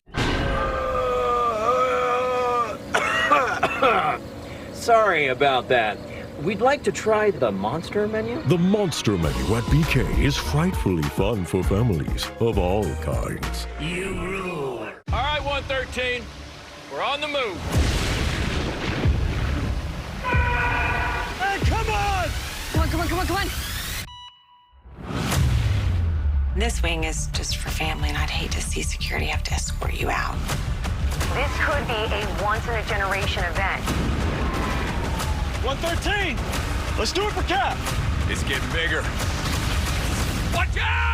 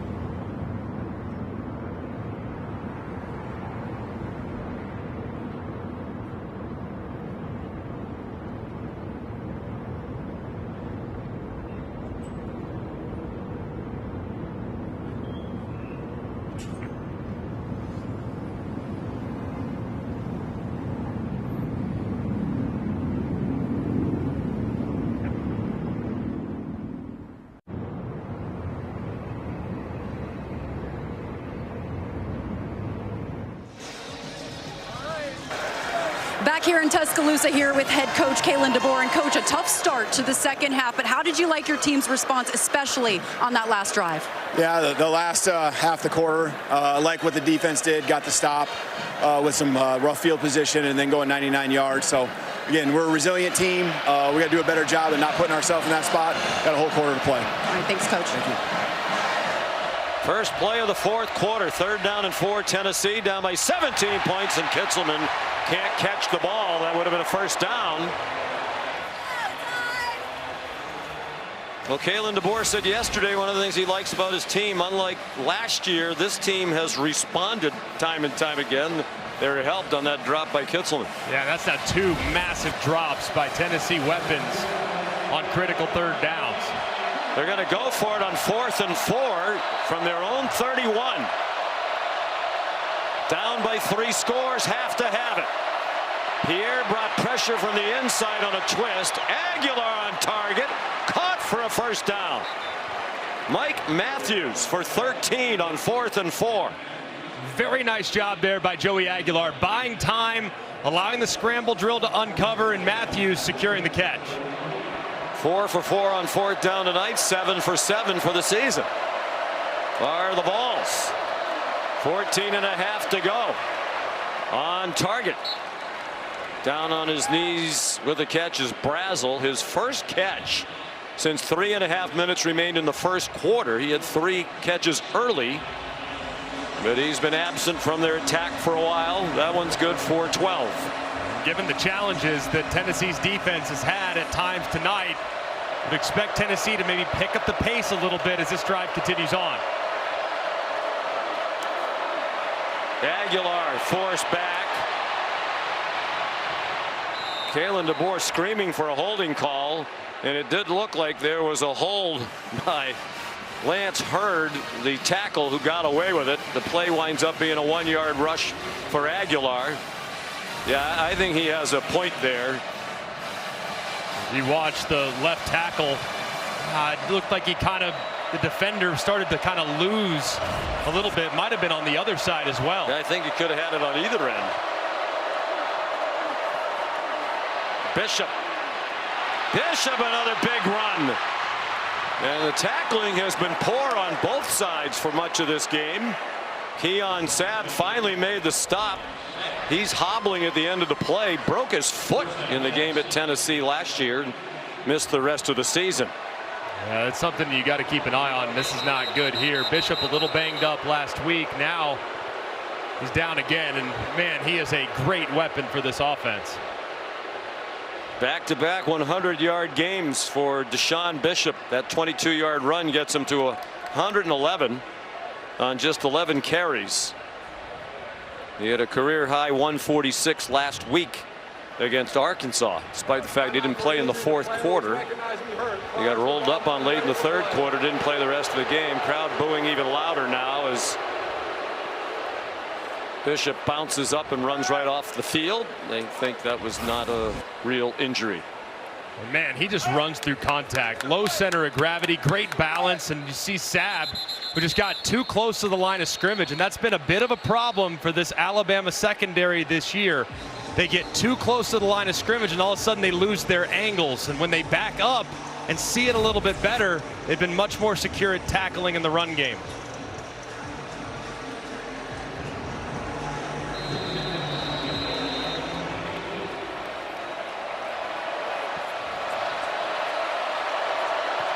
First and 10.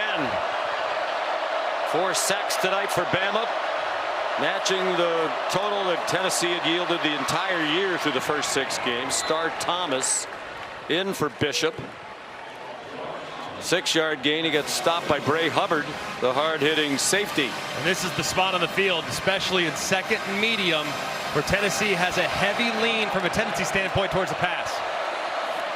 Aguilar not on the same page with his intended receiver Staley.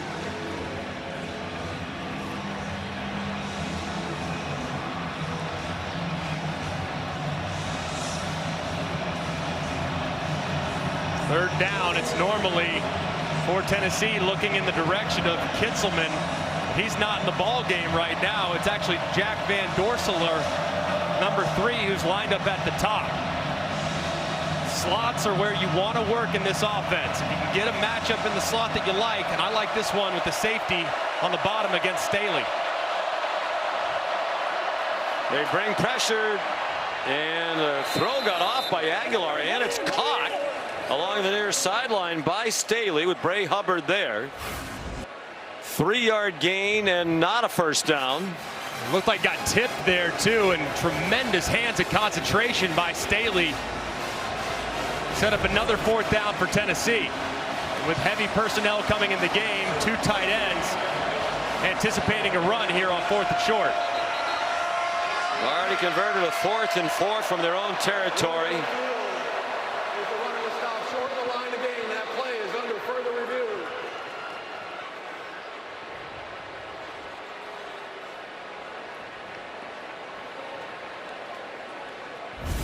So he'll take a look at it.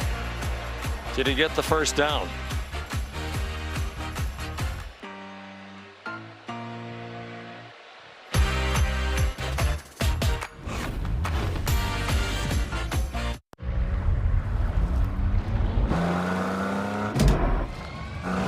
We put it through the worst, so you get its best.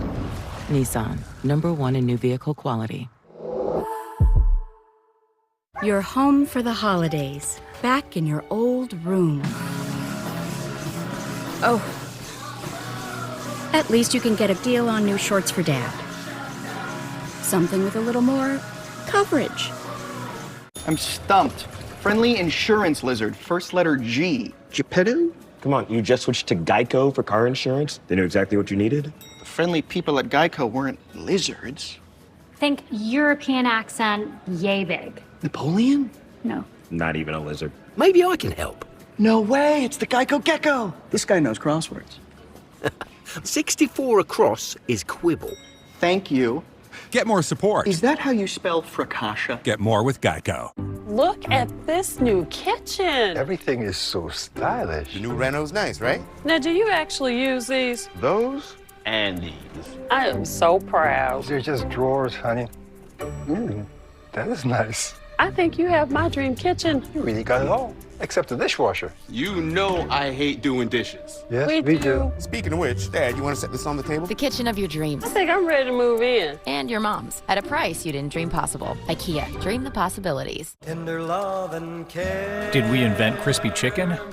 Nah. We just put it where it belongs, inside burritos and tacos, obviously. Extra saucy. 2 strips, huh? Look at that. Overachieving? Sure. Did you ask for it? No, but we did it anyway. Crispy chicken from Taco Bell. A brand new classic. You're welcome. Brandon Coley, Jablonski Auto Body, LLC. What'd she call Harper? Oh, we actually sold the Twins naming rights. You know, like stadiums do. Very lucrative. Oasis Breeze Tan and Spa. The right money moves aren't as absurd as you think. We're kicking off game day with a Twisted Tea drop. We're surprising real Twisted Tea fans who love the smooth and refreshing taste of Twisted Tea Hard Iced Tea. Keep it twisted. Whose moves will be the most popular? And who's dancing for good? It's Wicked Night. Spellbinding. So hot, I am melting. Wicked Night on Dancing with the Stars, live ABC Tuesday. While we were away, the replay booth took a look at this and deemed that it is a first down. He is the catch, knee down. He's beyond the marker, and then knocked back. So Tennessee on the move, down by 17. 11th play of the drive started from their own 25. Bama showing some pressure there, getting Aguilar to check, and then they drop out. See if he checks back into it. Anticipate pass here. Bishop banged down inside the 5 by Justin Jefferson, the leading tackler on the year for Alabama's defense.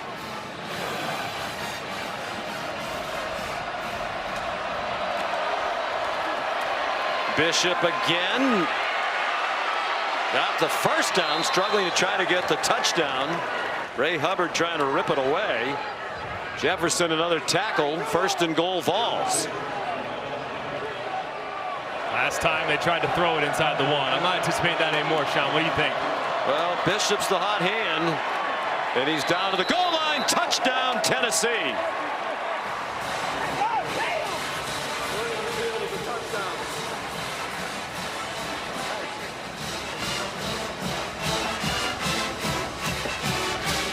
...123 yards rushing for Bishop and 2 touchdowns. I think it might not be running back by committee anymore for the Vols with his emergence these last couple of weeks. I don't think it should be, that's for sure, man. He runs so hard, and for a guy that's not overly big, man, he is so difficult to bring down. Listed at 5'10", 208. Max Gilbert for the extra point.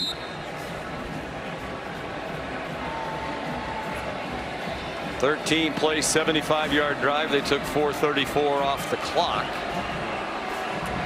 And a couple of fourth down conversions, and Gilbert the extra point. There is a flag down.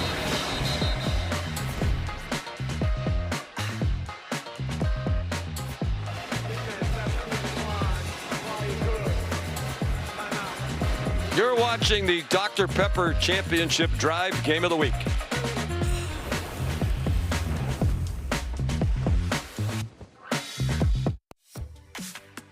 If you love to travel, Capital One has a rewards credit card that opens up a world of possibilities.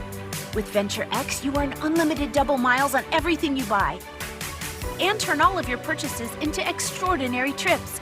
Plus, get premium benefits at a collection of luxury hotels when you book on Capital One Travel. And get access to over 1,000 airport lounges worldwide. Open up a world of possibilities with Capital One. What's in your wallet? If the Colonel knew we waited this long to bring our tangy, smoky KFC Original Honey Barbecue back, he'd be, a little upset. I'll get the mop. The Colonel lived so we could chicken. Back because you begged for it. KFC Original Honey Barbecue. Can I help you, sir? Here's the bill from the dealership where I got my car, and I'd like you to beat it with a better deal on one of these fine cars. Not how it works. Verizon it is. Anyone can bring their AT&T or T-Mobile bill, and they'll give you a better deal. Isn't Verizon expensive? No. Better deal, best 5G network. I'll take this little red situation here. Don't call it that. Bring your AT&T or T-Mobile bill to a Verizon store today for a better deal. On your way. You're not as cool as Verizon. Consumer Reports ranks car brands on more than 50 road tests, reliability surveys, owner satisfaction surveys, and safety ratings from IIHS. And for 2025, Consumer Reports' most reliable automotive brand is Subaru. It's no surprise they also named Subaru the best overall automotive brand. Get 1.9% APR financing for 72 months on new Subaru Outback models. Going on now. Never been a worse time.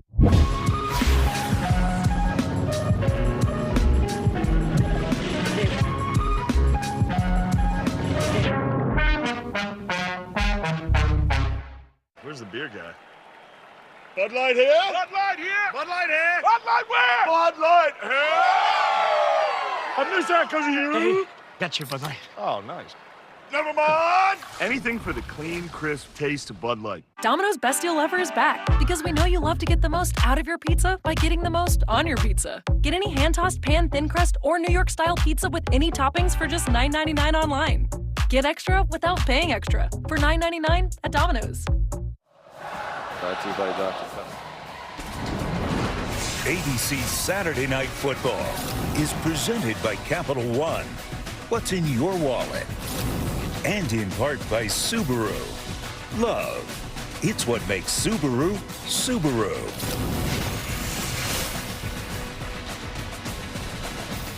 Dr. Pepper brings us these numbers. A couple of 99s for Alabama tonight. Sabian Brown, a 99-yard interception return for a touchdown on the last play of the first half. It gave them a 16-point lead at halftime for Kalen DeBoer. And then a 99-yard touchdown drive, first for Alabama since 2021 against Miami. And Tennessee has just scored. Sean Bishop a multiple touchdown night. And a 100-yard rushing game. It's his third career 2 TD game. First in an SEC contest. Had one earlier in the year against UAB. Who's bringing the heat is brought to you by Sonic. Well, it starts with a big pick six by Alabama to cap off what was a wild first half swing, and Bishop answered. First drive for Tennessee, cuts it to a 10-point lead after a big run to open things up, and Alabama answers again with a 99-yard touchdown drive that you just referenced. Tennessee answers again to make it a 10-point lead again. So massive moment here for Tennessee's defense. Have to find a way to get off the field. They've stopped the run, but will Kalen DeBoer in this offense, will they be slightly more aggressive, maybe lean towards the air and trust Ty Simpson? There's still a 2-score lead, but it's hard for them to run out the clock if they don't have an effective running game. Just 74 yards tonight. And nothing doing for Kevin Riley on first down. Nathan Robinson made the tackle. So far, if you look at the run game for Alabama, you referenced the yardage, but really it's kind of been on broken plays. You had one reverse by Ryan Williams for 16. Jeremy Bernard's got 3 for 40, but one of those was a broken play that he just made a ridiculous move and made something out of nothing. So traditional run game's been non-existent for the Tide. Well, we talked to Kalen DeBoer yesterday. He said, we've been a good team, we're not a great team. He's hoping that they're trending in the right direction. But clearly some things to improve upon. The run game is a big one. Simpson running out of time, throws it away. Pressured by Joshua Josephs, the outstanding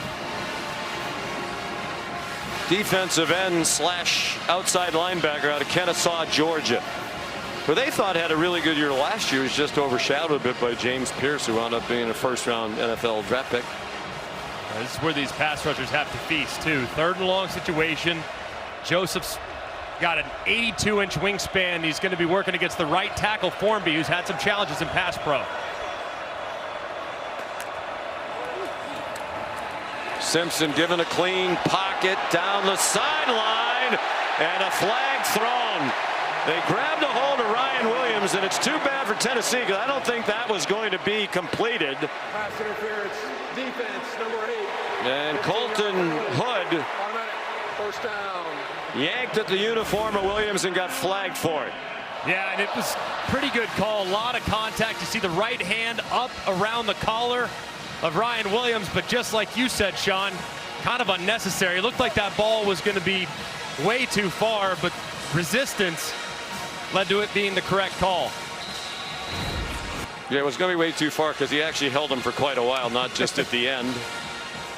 So a huge penalty. Ryan Williams has had a very good night. If we mentioned tonight, he's only 18 years old, sophomore. He was 17 last year. He was 17 all last year. He's going to be 18 this entire season. Wow. He'll be 19 next season. No way. It's kind of the progression. He stays on course. Here's Daniel Hill. He's given them a little bit of a spark at the running back position. Colton Hood, another tackle, very near the first down. And they have signaled first down for Alabama. 10 yards on the run for Hill. This is exactly when you want a back like Hill. I mean, a guy that's 245 pounds, as fatigue starts to set in for the defense. Those big body backs, those guys are what we called closers. They come in and they close you out because they're so difficult to bring down. And fatigued bodies, you can drag them a little bit after the contact.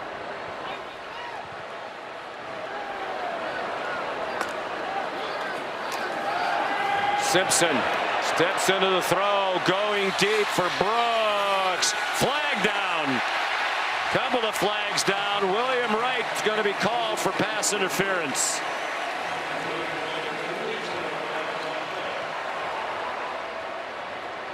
Pass interference, defense, number 0. 15-yard penalty from the previous spot. Automatic, first down. There is nothing more difficult on a defender than a slightly underthrown deep ball. As you can see, Brooks trying to work back to it. The defender never turns around, and William Wright, it's an easy call for the official. A couple of big penalties against Heupel's defensive backs. Alabama's moved to the 35-yard line.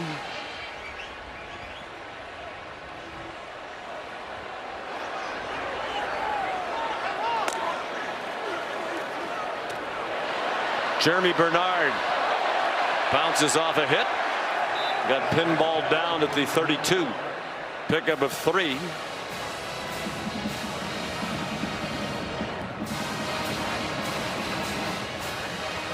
Spillman limping a little bit after he was involved in the collision at the end of the play. Alabama leading by 10. Trying to make it 4 straight wins against ranked opponents. It'd be just the 4th team in SEC history to do that. Win 4 consecutive games, all against ranked opponents. Tough run by Hill. The crowd loves it. They've been trying to spur on more out of the running game. That's 13 yards for Hill. And that was probably the best this offensive line has moved this defensive line all game long. The right tackle, Wilcom Formby, just moving and displacing a defensive end. And Cuevas and looked like Rico Scott got in the mix as well. And this is what we talked about a moment ago. Those big backs just seemingly always fall forward in the 4th quarter.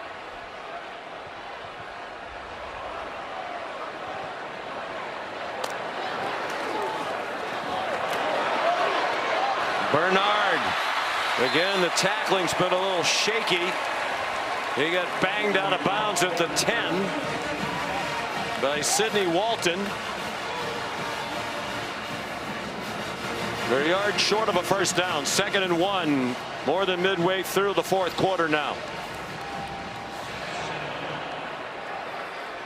Alabama all time when leading by 17 or more after 3 quarters is 446-0.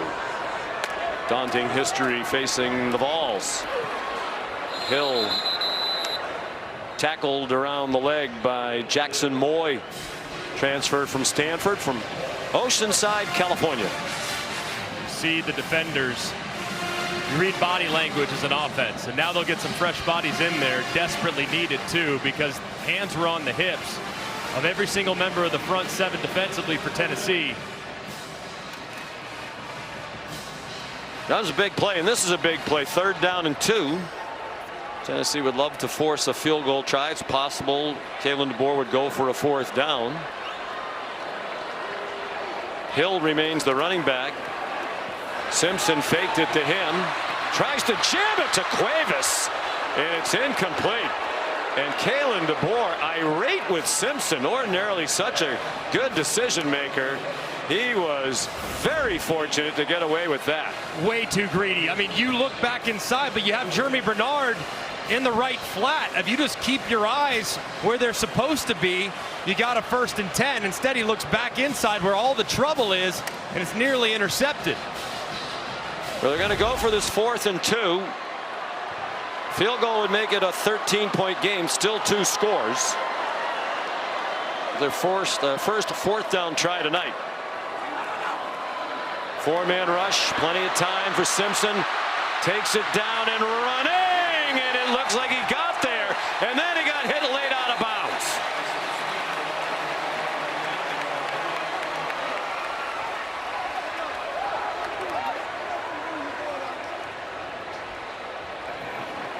Jeremiah Thielander. First down after the play. Personal foul. Unnecessary roughness. Defense. Number 22. Penalties have permission to the goal. First down. What a play by Simpson. I mean, he's working right there against Eric Carter. Carter's one of the best linebackers in the SEC. He has him behind the line of scrimmage. If Carter makes that play, it's ball game for that play, and it's going the other way. Simpson makes a miss, and Thielander loses track of where he's at, and the pylon can shows you Simpson clearly out of bounds, way out of bounds. It gets hit late for some extra yardage. 3 big penalties on the Tennessee defense on this drive. Under 6 minutes to go. Hill, touchdown, Tide.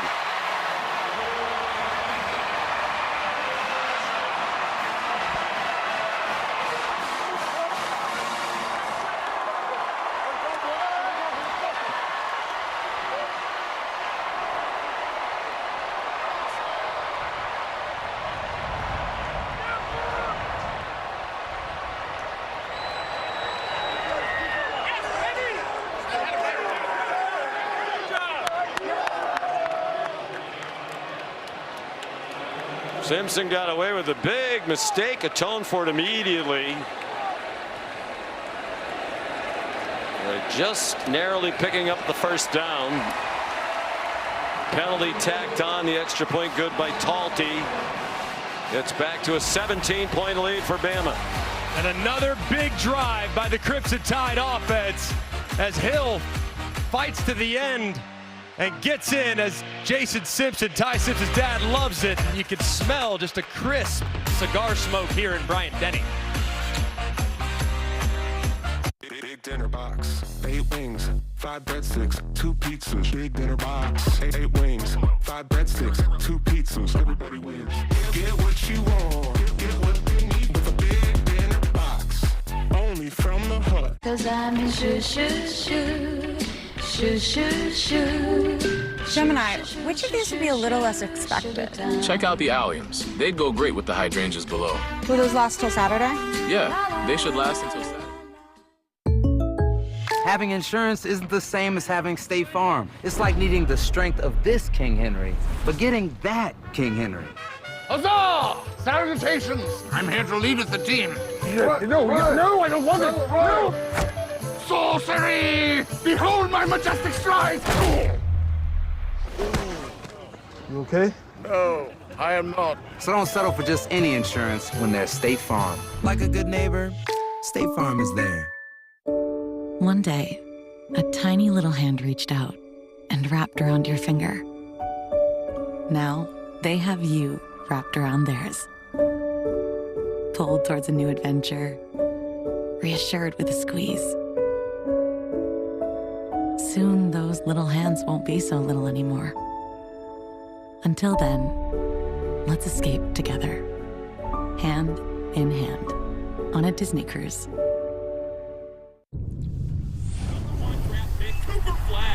GSSI profile complete. How much sweat are you willing to lose? Because when you do that, you can surpass the hype. You can inspire generation after generation. You can compete against anything. So how much are you willing to lose? That's how you know. Hey now, say now. How much you willing to win? Hey now, say now. Hey now, say now. The 3 for Me, only at Chili's, now serves up the all-new Big QP for just $10.99. And that's 85% more beef than some quarter-pound burger. Yeah, hey, fast food, this is how you value meal. This Chili's 3 for Me is the best $10.99 you can eat. With fast and free delivery, Home Depot sent to me. Bright lights are shining, throw pillows vibing, a snowman alighting, and no mess from a party.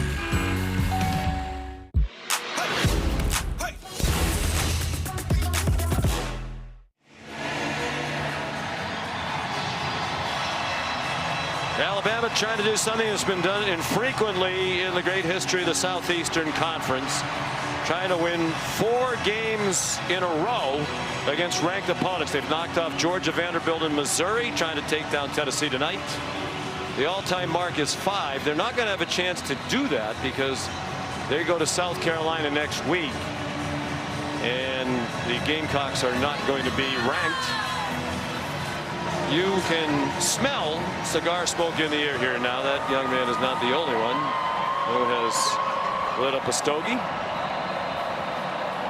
One of the traditions in this rivalry back to 1961. We're told R&R Cigars sold 10,000 cigars this week. 10,000 cigars. Wow. This week here in Tuscaloosa. Look at the cigar smoke. So you're telling me dinner's on Reagan tonight? Yes. Connor Talty. Fair catch made by Lewis. Here's Kevin Nagandi. Sean, let's go to Lexington. We got overtime. Kentucky stopped on 4th and goal here at the 1.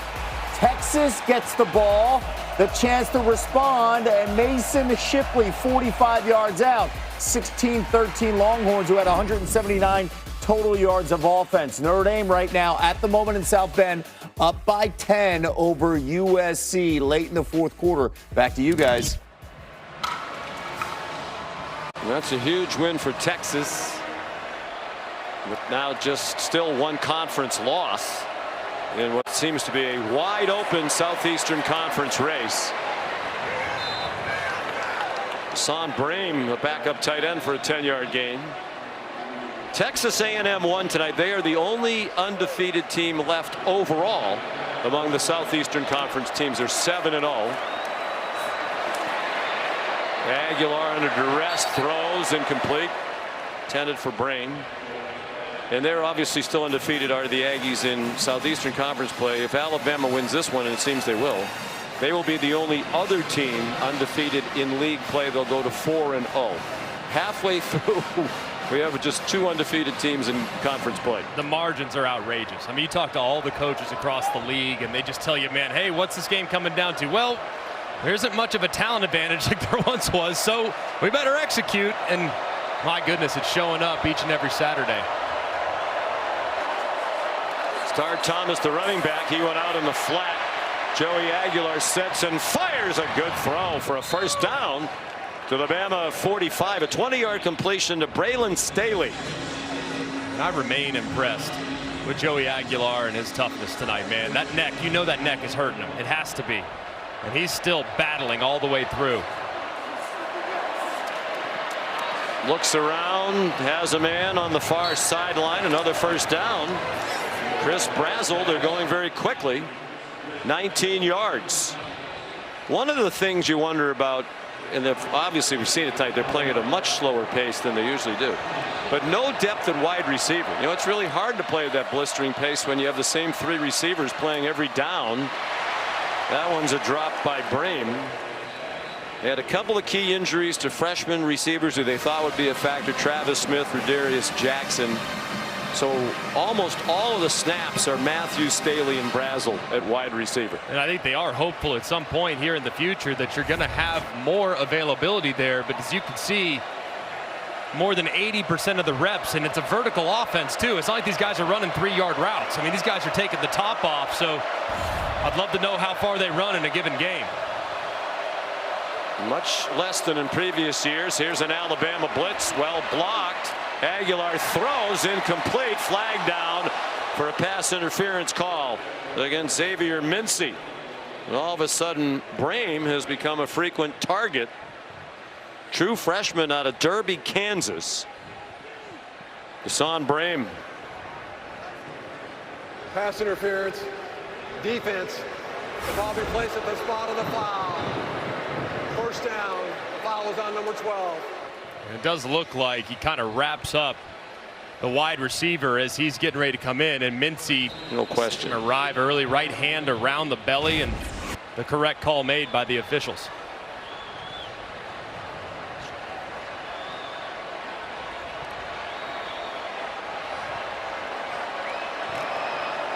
Four and a half minutes to go. A nice drive, and they're doing it quickly, but they have a tremendous amount of work to do.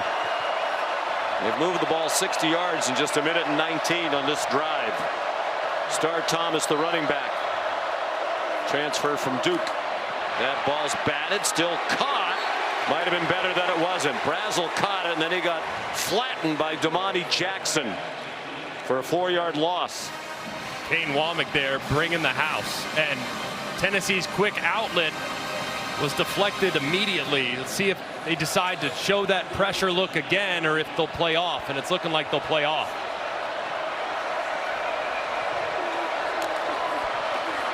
Aguilar to the end zone, incomplete, behind his intended target Staley, with Bray Hubbard in coverage. Hubbard was going to go to Southern Miss to play baseball, and he delivered the hit after the ball was gone. Zab was there as well. Then he got a call from Nick Saban's staff. Why don't you come up? We'd like to take a look at you. And we got offered a scholarship to play football at Alabama. That was the end of the baseball career. He was an outfielder. He said that skill set helps track a ball as a defensive back, just like you'd be tracking a fly ball in the outfield. Aguilar to the boundary. Brazel dropped by Jackson, who's woofing a little bit, it seems, at Brazel.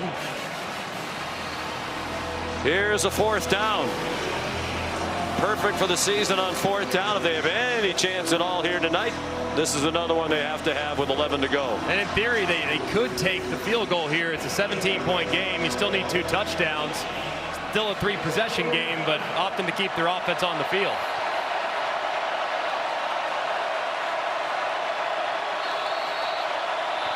Clock is running. They let it get all the way down to about 8 on the play clock and then called a timeout. 30 seconds. Let's take a look at the college football rankings this week, brought to us by Capital One. There are going to be some significant changes. Starting with Miami, the loser to Louisville at home last night. 4 interceptions for Carson Beck. Jeff Brom can coach, and his staff outstanding as well. Georgia, dramatic winner today at home against Ole Miss. First loss of the year for the Rebels. I think Ole Miss is still pretty good. And while I think Georgia and Ole Miss, there are some vulnerabilities shown on defense, but both those teams offensively showed us an awful lot today. I think the 10,000 cigars, that might be low based on what we're looking at and smelling around Bryant-Denny Stadium right now.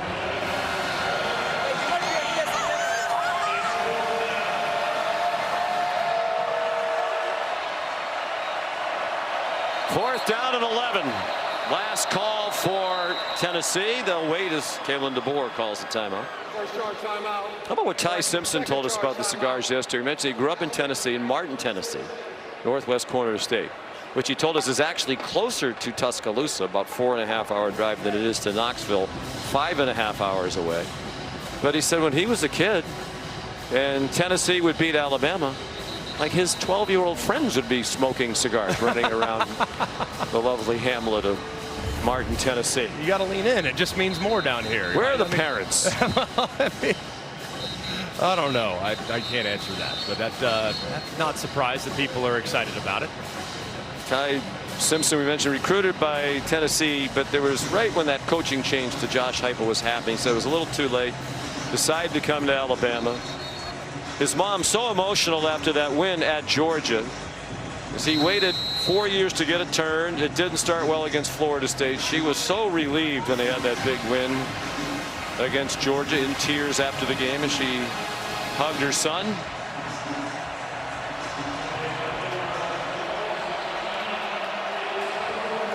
And the cigar smoke wafting through the air. Here comes the 4th and 11, we think. Aguilar, that's going to be too high. Out of the back of the end zone over the head of Staley. And the Alabama defense, which has had a great night tonight. They've held Tennessee to 20. They came in averaging a nation high 48. And they've had a safety on defense and a pick 6, which really was the biggest play of the game and the last play of the first half. And it looked like Joey Aguilar and the Vols were going to make it a 2-point game. They wound up being down by 16 at halftime instead. I think all in all, the defense for Alabama, just given what Tennessee had done up to this point, they got to be pretty happy with the performance overall. They didn't give up a lot of explosives in the passing attack. However, it did give up a couple explosives on the ground, which I would imagine with Kane Womack and Kalen DeBoer making that such a point of emphasis the last few weeks, that's something they'll probably need to get to address. But pretty good day for the defense. Simpson out of the pistol. Gives it to Hill. All right, you're a talk show guy in this state. Do we have a running back controversy at Alabama? I mean, on Feinbaum you do. I don't know if on our show it'll be the case. Are you just drinking the Kool-Aid? Perhaps. I think this is a pretty good tandem of running backs, and see Daniel Hill now healthy provides you a bit of a change of pace, but it's still Jam Miller's show, I would imagine. Yeah, Jam Miller's a talented guy. It's a collaborative effort to try to get the running game going. Jeremy Bernard might have a say, though, at 4 for 49. Let me give him a couple looks. 2:25 to go. Ty Simpson, we mentioned Griffin, Tennessee. He told us the story. First time he ever went to Neyland Stadium, he was 7 years old in 2010. His dad's UT Martin in the season opener. Derek Dooley's debut as volunteer coach. UT Martin lost 50-0. Ty was in tears on the field in the locker room after the game. He said he did have one highlight. He met Peyton Manning. Here's a look back at young Ty with his dad. Promise of good things to come when they came on the field. Didn't go so well thereafter. Yeah, he said that ironically, when he got to Alabama, Derek Dooley was on the Alabama staff. And he hated him because he said, you were part of a terrible moment in my childhood. You beat my dad's team 50-0. So to iron things out a little bit. But he got to meet Peyton Manning. Peyton was there as a fan on the sideline before the game. And young Ty asked Peyton Manning a great question. What's it like to play against your brother, Eli? And he said, it's really hard, but it's also really fun. Really? Yeah. No, I'm just making it up now. Hey, we're 2:17 to go. It's a 17-point game. Ty Simpson also told us, speaking of great quarterbacks, he wears the number 15 because he grew up idolizing Tim Tebow. Yeah, pretty cool. Tim, of course, a great quarterback in his day, and nice to pay a little homage. I know Tebow's proud of him, and even said, hey, keep rocking that 1-5. They had a chance to visit earlier this year, did Simpson and Tebow. It was a great thrill for Ty. 3rd down and 7. Play action pass by Simpson. I think Kalen DeBoer would like him to go down without taking a hit. And that is going to take it to the last Tennessee timeout with 2:06 to go. And the Vols out of timeouts. These two South Dakota natives have made use of their timeouts tonight. Both teams used all 3 of them in the first half, and Alabama has the only remaining timeout in this one. Where does Tennessee go from here? How good are they? I think they're still pretty good. I think they're a very difficult matchup. They didn't have their best stuff tonight. They had a couple of critical mistakes. You have the interception return to the house that's just a 14-point swing that's almost impossible to overcome. And the fact that I think Aguilar in the second half actually played pretty well, that speaks to his mental toughness and character. But I still think it's a good football team, and if you look at them, that game against Oklahoma will be a very difficult game. Oklahoma's terrific on defense. We know the road trip to Florida, that's always a difficult game in that environment as well, and Vandy's no picnic either, but man, it's hard to envision the Vols losing on Rocky Top for a second time this season. Lake down punch, Boo Carter back deep, and he makes a fair catch at the 35. Here's Kevin Nagandi. Sean, after this game, plenty of action still on the ESPN family of networks right now. Florida State trailing at Stanford over on ESPN. Really good one on the SEC network. Number 16, Mizzou at Auburn. 2-minute timeout. They're tied at 17 apiece. Tigers have the ball. Back to you. Well, it's the first road game of the season for Missouri. How about that? On the loveliest village on the plains. Against an Auburn team that really needs a win.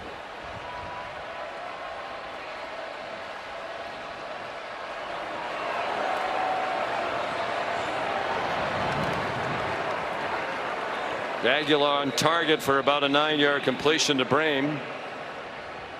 And that's the 2-minute stoppage with 1:57 to go. The cigars have been lit. Victory will be Alabama's for the 11th straight time here in Tuscaloosa. They haven't lost to the Vols here since 2003. $7 for a coffee? Nah. How about Sonic Salted Caramel Toffee Iced Coffee with cold foam for only $2.99? It's the fancy without the pricey. Better yet, try it for free with any purchase in the Sonic app. You guys okay back there? Yeah. Okay.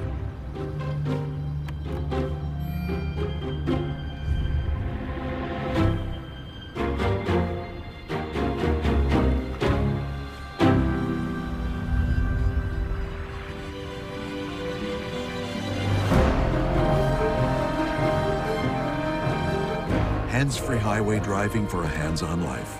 Ford Blue Cruise. If your hair could talk, it would probably say, "Thanks for saving time on a haircut at Great Clips." You checked in on the app, and boom, fresh fade accomplished. The only question now is where to go show it off. Take it from your hair. Take yourself to Great Clips. Oh, so you corporate types are rock stars? Well, that's as ridiculous as rock stars being corporate types. Workday's AI agents are making you all rock stars. Sorry, habit. Proceed. So that's a slide. Any questions? And now with Workday, we can manage our people and AI agents. I'm sorry. Who are they? Oh, interns. We're interns. Good night! I'll see you tomorrow. This baby hits 88 miles per hour. You're gonna see some serious... Guess who's back? Check me out.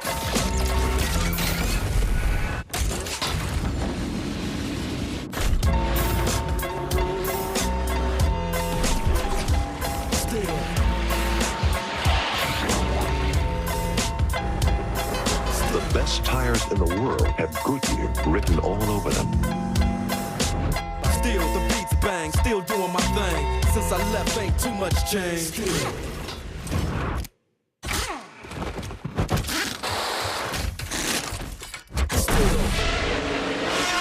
And even when I was close to defeat, I rose to my feet. Representing for the gangsters all across the world. Still hitting them colors and them polos, girl. Still taking my time to perfect the me, and I'm still got down for the streets. Popeye's $6 Big Box is back. 2 pieces of signature chicken or 3 tenders.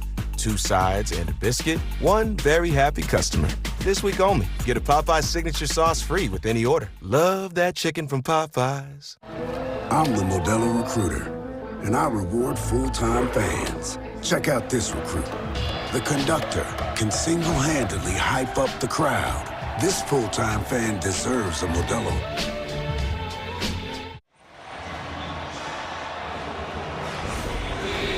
You're watching the SEC on ABC. From Bryant-Denny Stadium in Tuscaloosa, the cigar capital of the world at the moment. Alabama leading 37-20 under 2 minutes to go. Joey Aguilar hits the crosser brain with 2 catches all year entering tonight. He's become the target here late in the game. This is going to be 11 straight losses in Tuscaloosa for Tennessee, which is their longest road losing streak against any opponent in program history. 1 minute 43 seconds.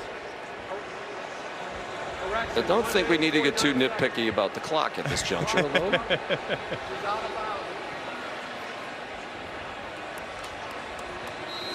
They've also, by the way, lost 10 in a row at Gainesville. So later in the year, we showed the schedule, and they're at Florida. They'll try to avoid losing 11 in a row there.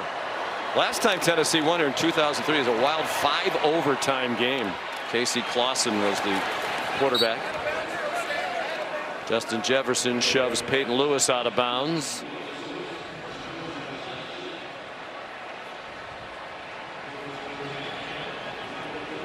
$15-yard gain, 1:43 to go.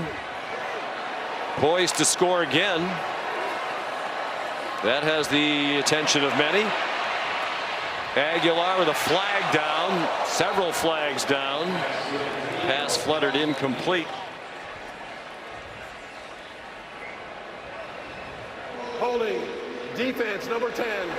10-yard penalty, automatic first down. Justin Jefferson. Been a couple now defensive penalties on Alabama. Looked like that time Justin Jefferson just kind of grabbed him on the sleeves and wasn't allowing the defender, or the wide receiver, excuse me, to break free.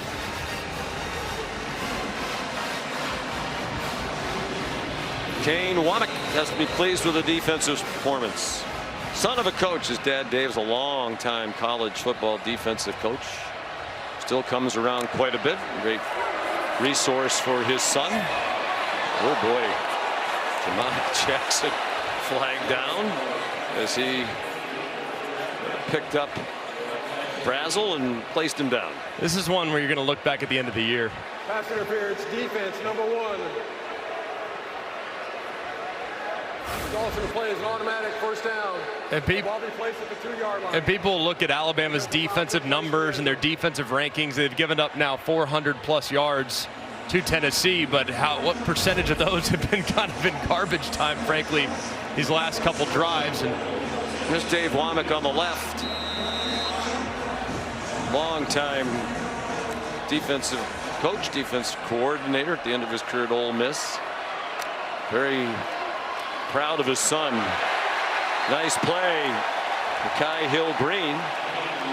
And Dave Womack helps Kane get ready for the next opponent. He said, we were getting on the bus last week in Missouri after the win, and I already had a text message from my dad with a lot of thoughts about Tennessee. You ever see anybody, by the way, with a smaller play sheet than Kane Womack? There's Tamati Jackson again with Chris Brazzell. And another pass interference against Omani. Yeah, Kane Womack showed us that yesterday. I mean, it looked like a napkin. It's a 3x5. Yeah, look at that. It looks a little bigger now because it's laminated. And the printing on there is so small. He must have tremendous eyesight. Must. I mean, the only guy that's even close is Mike Leach. Mike Leach used to do it. It looked like on a receipt. It was the smallest. And not a receipt from like CVS either. Like I'm talking like a receipt that you would get anywhere else. Peyton Lewis. Touchdown. With 1:01 to go. Or is he? No, they were going to rule him down. Looked from here like he was in. Keon Sabb made the tackle. There are many watching with interest if there will be more points in this game. Peyton Lewis with another flag down. You just know Kalen DeBoer is going to get asked at some point down the road. Oh, look at your team struggling with penalties. Look at your team. False start. Offense number 74. 5-yard penalty. This penalty results in a 10-second runoff. Please reset the game clock to 31 seconds. And the clock will start on my signal. But if you really look at it, it's been a remarkably clean game from Alabama from a penalty standpoint until these last few moments. And this one, of course, on Tennessee. But these are the games that just inflate the numbers and create a false narrative. The over-under is 60.5. You just came out and said it. I did. So that's why we're referencing it. I never used to mention those things. I still wish I didn't have to. I don't have to, but it's a reality now. It's 2025. Sports and sports viewing. Aguilar throws incomplete. It's amazing how many times even one-sided games, something comes down to the very end, whether it's the point spread, the over, the under. The building cigar smoke. Can we send? Do you think we can put in for dry clean? I'm going to try to expense the dry clean. We're going to smell like we were at R&R Cigars. We're going to have to defend ourselves. We've been good up in the booth. Peyton Lewis does not get in. And the final seconds are going to tick off. Underwhelming finish.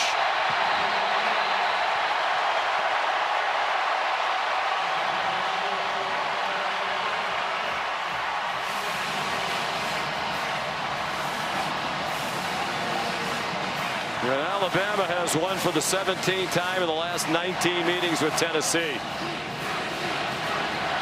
Josh Heupel is 2-3 as Tennessee coach against Alabama with both wins at home, all 3 losses here in Tuscaloosa. We've only played here 17 times. For many years, most of the rivalry, the Alabama home games were in Birmingham. So even though they've played 108 times, just 17 times here.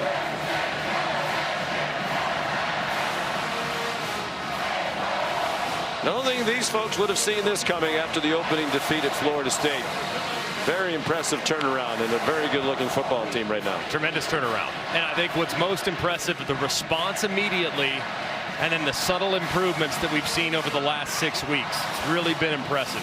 Kalen DeBoer is 19-3 all-time against ranked opponents. That is the best record in college football history. And there are many who still, in this part of the world, think he shouldn't be their coach. Hopefully that's dying down. I think that is a very, very quiet minority at this point because he's doing a fantastic job and has really allowed this team to kind of take on a different edge that we saw. I like what Bray Hubbard said yesterday. He said, I came here to play for Coach Saban. Didn't get much time with Coach Saban. So Greg Byrne, the athletic director, told us when Saban announced his retirement, we're going to get you the very best coach in the country available, and that was Kalen DeBoer. And Bray Hubbard said, yep, he's right. That's what we got. I'm fine with it. Let's keep. Here's Molly. Thank you so much, Sean. Ty, all week long you've been preaching to your team about finishing strong. What was your mentality in that fourth quarter to win it? Yeah, first off, I want to thank my Lord and Savior Jesus Christ. That was an awesome game against a really good team. But I told him at the beginning of the week, right? Like, we got to keep going. We can't just plateau after the first half. And the guys did a great job. We rallied around our defense and made a couple plays. A 99-yard drive, man. Like, credit to the guys. So just really, really proud of them. Your team with their fourth straight ranked win over SEC opponents.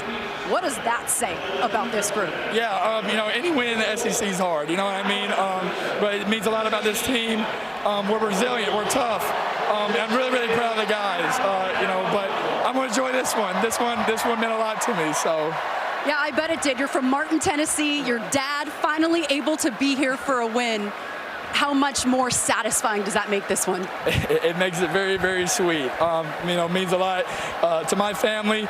I got a lot to the Weakley County people back at home. That one was for them. I got a lot of family members that didn't get to make it today, but I got a lot of family members that are here. So I'm blessed to be a part of the Crimson Tide and blessed to be a part of this awesome team. So God bless everything and God bless Alabama. Ty, here's your victory cigar. How are you going to celebrate tonight? I'm gonna go light them up with my boys and enjoy it. But smoke them if you got them. Congrats, enjoy it. Thank you so much, Sean.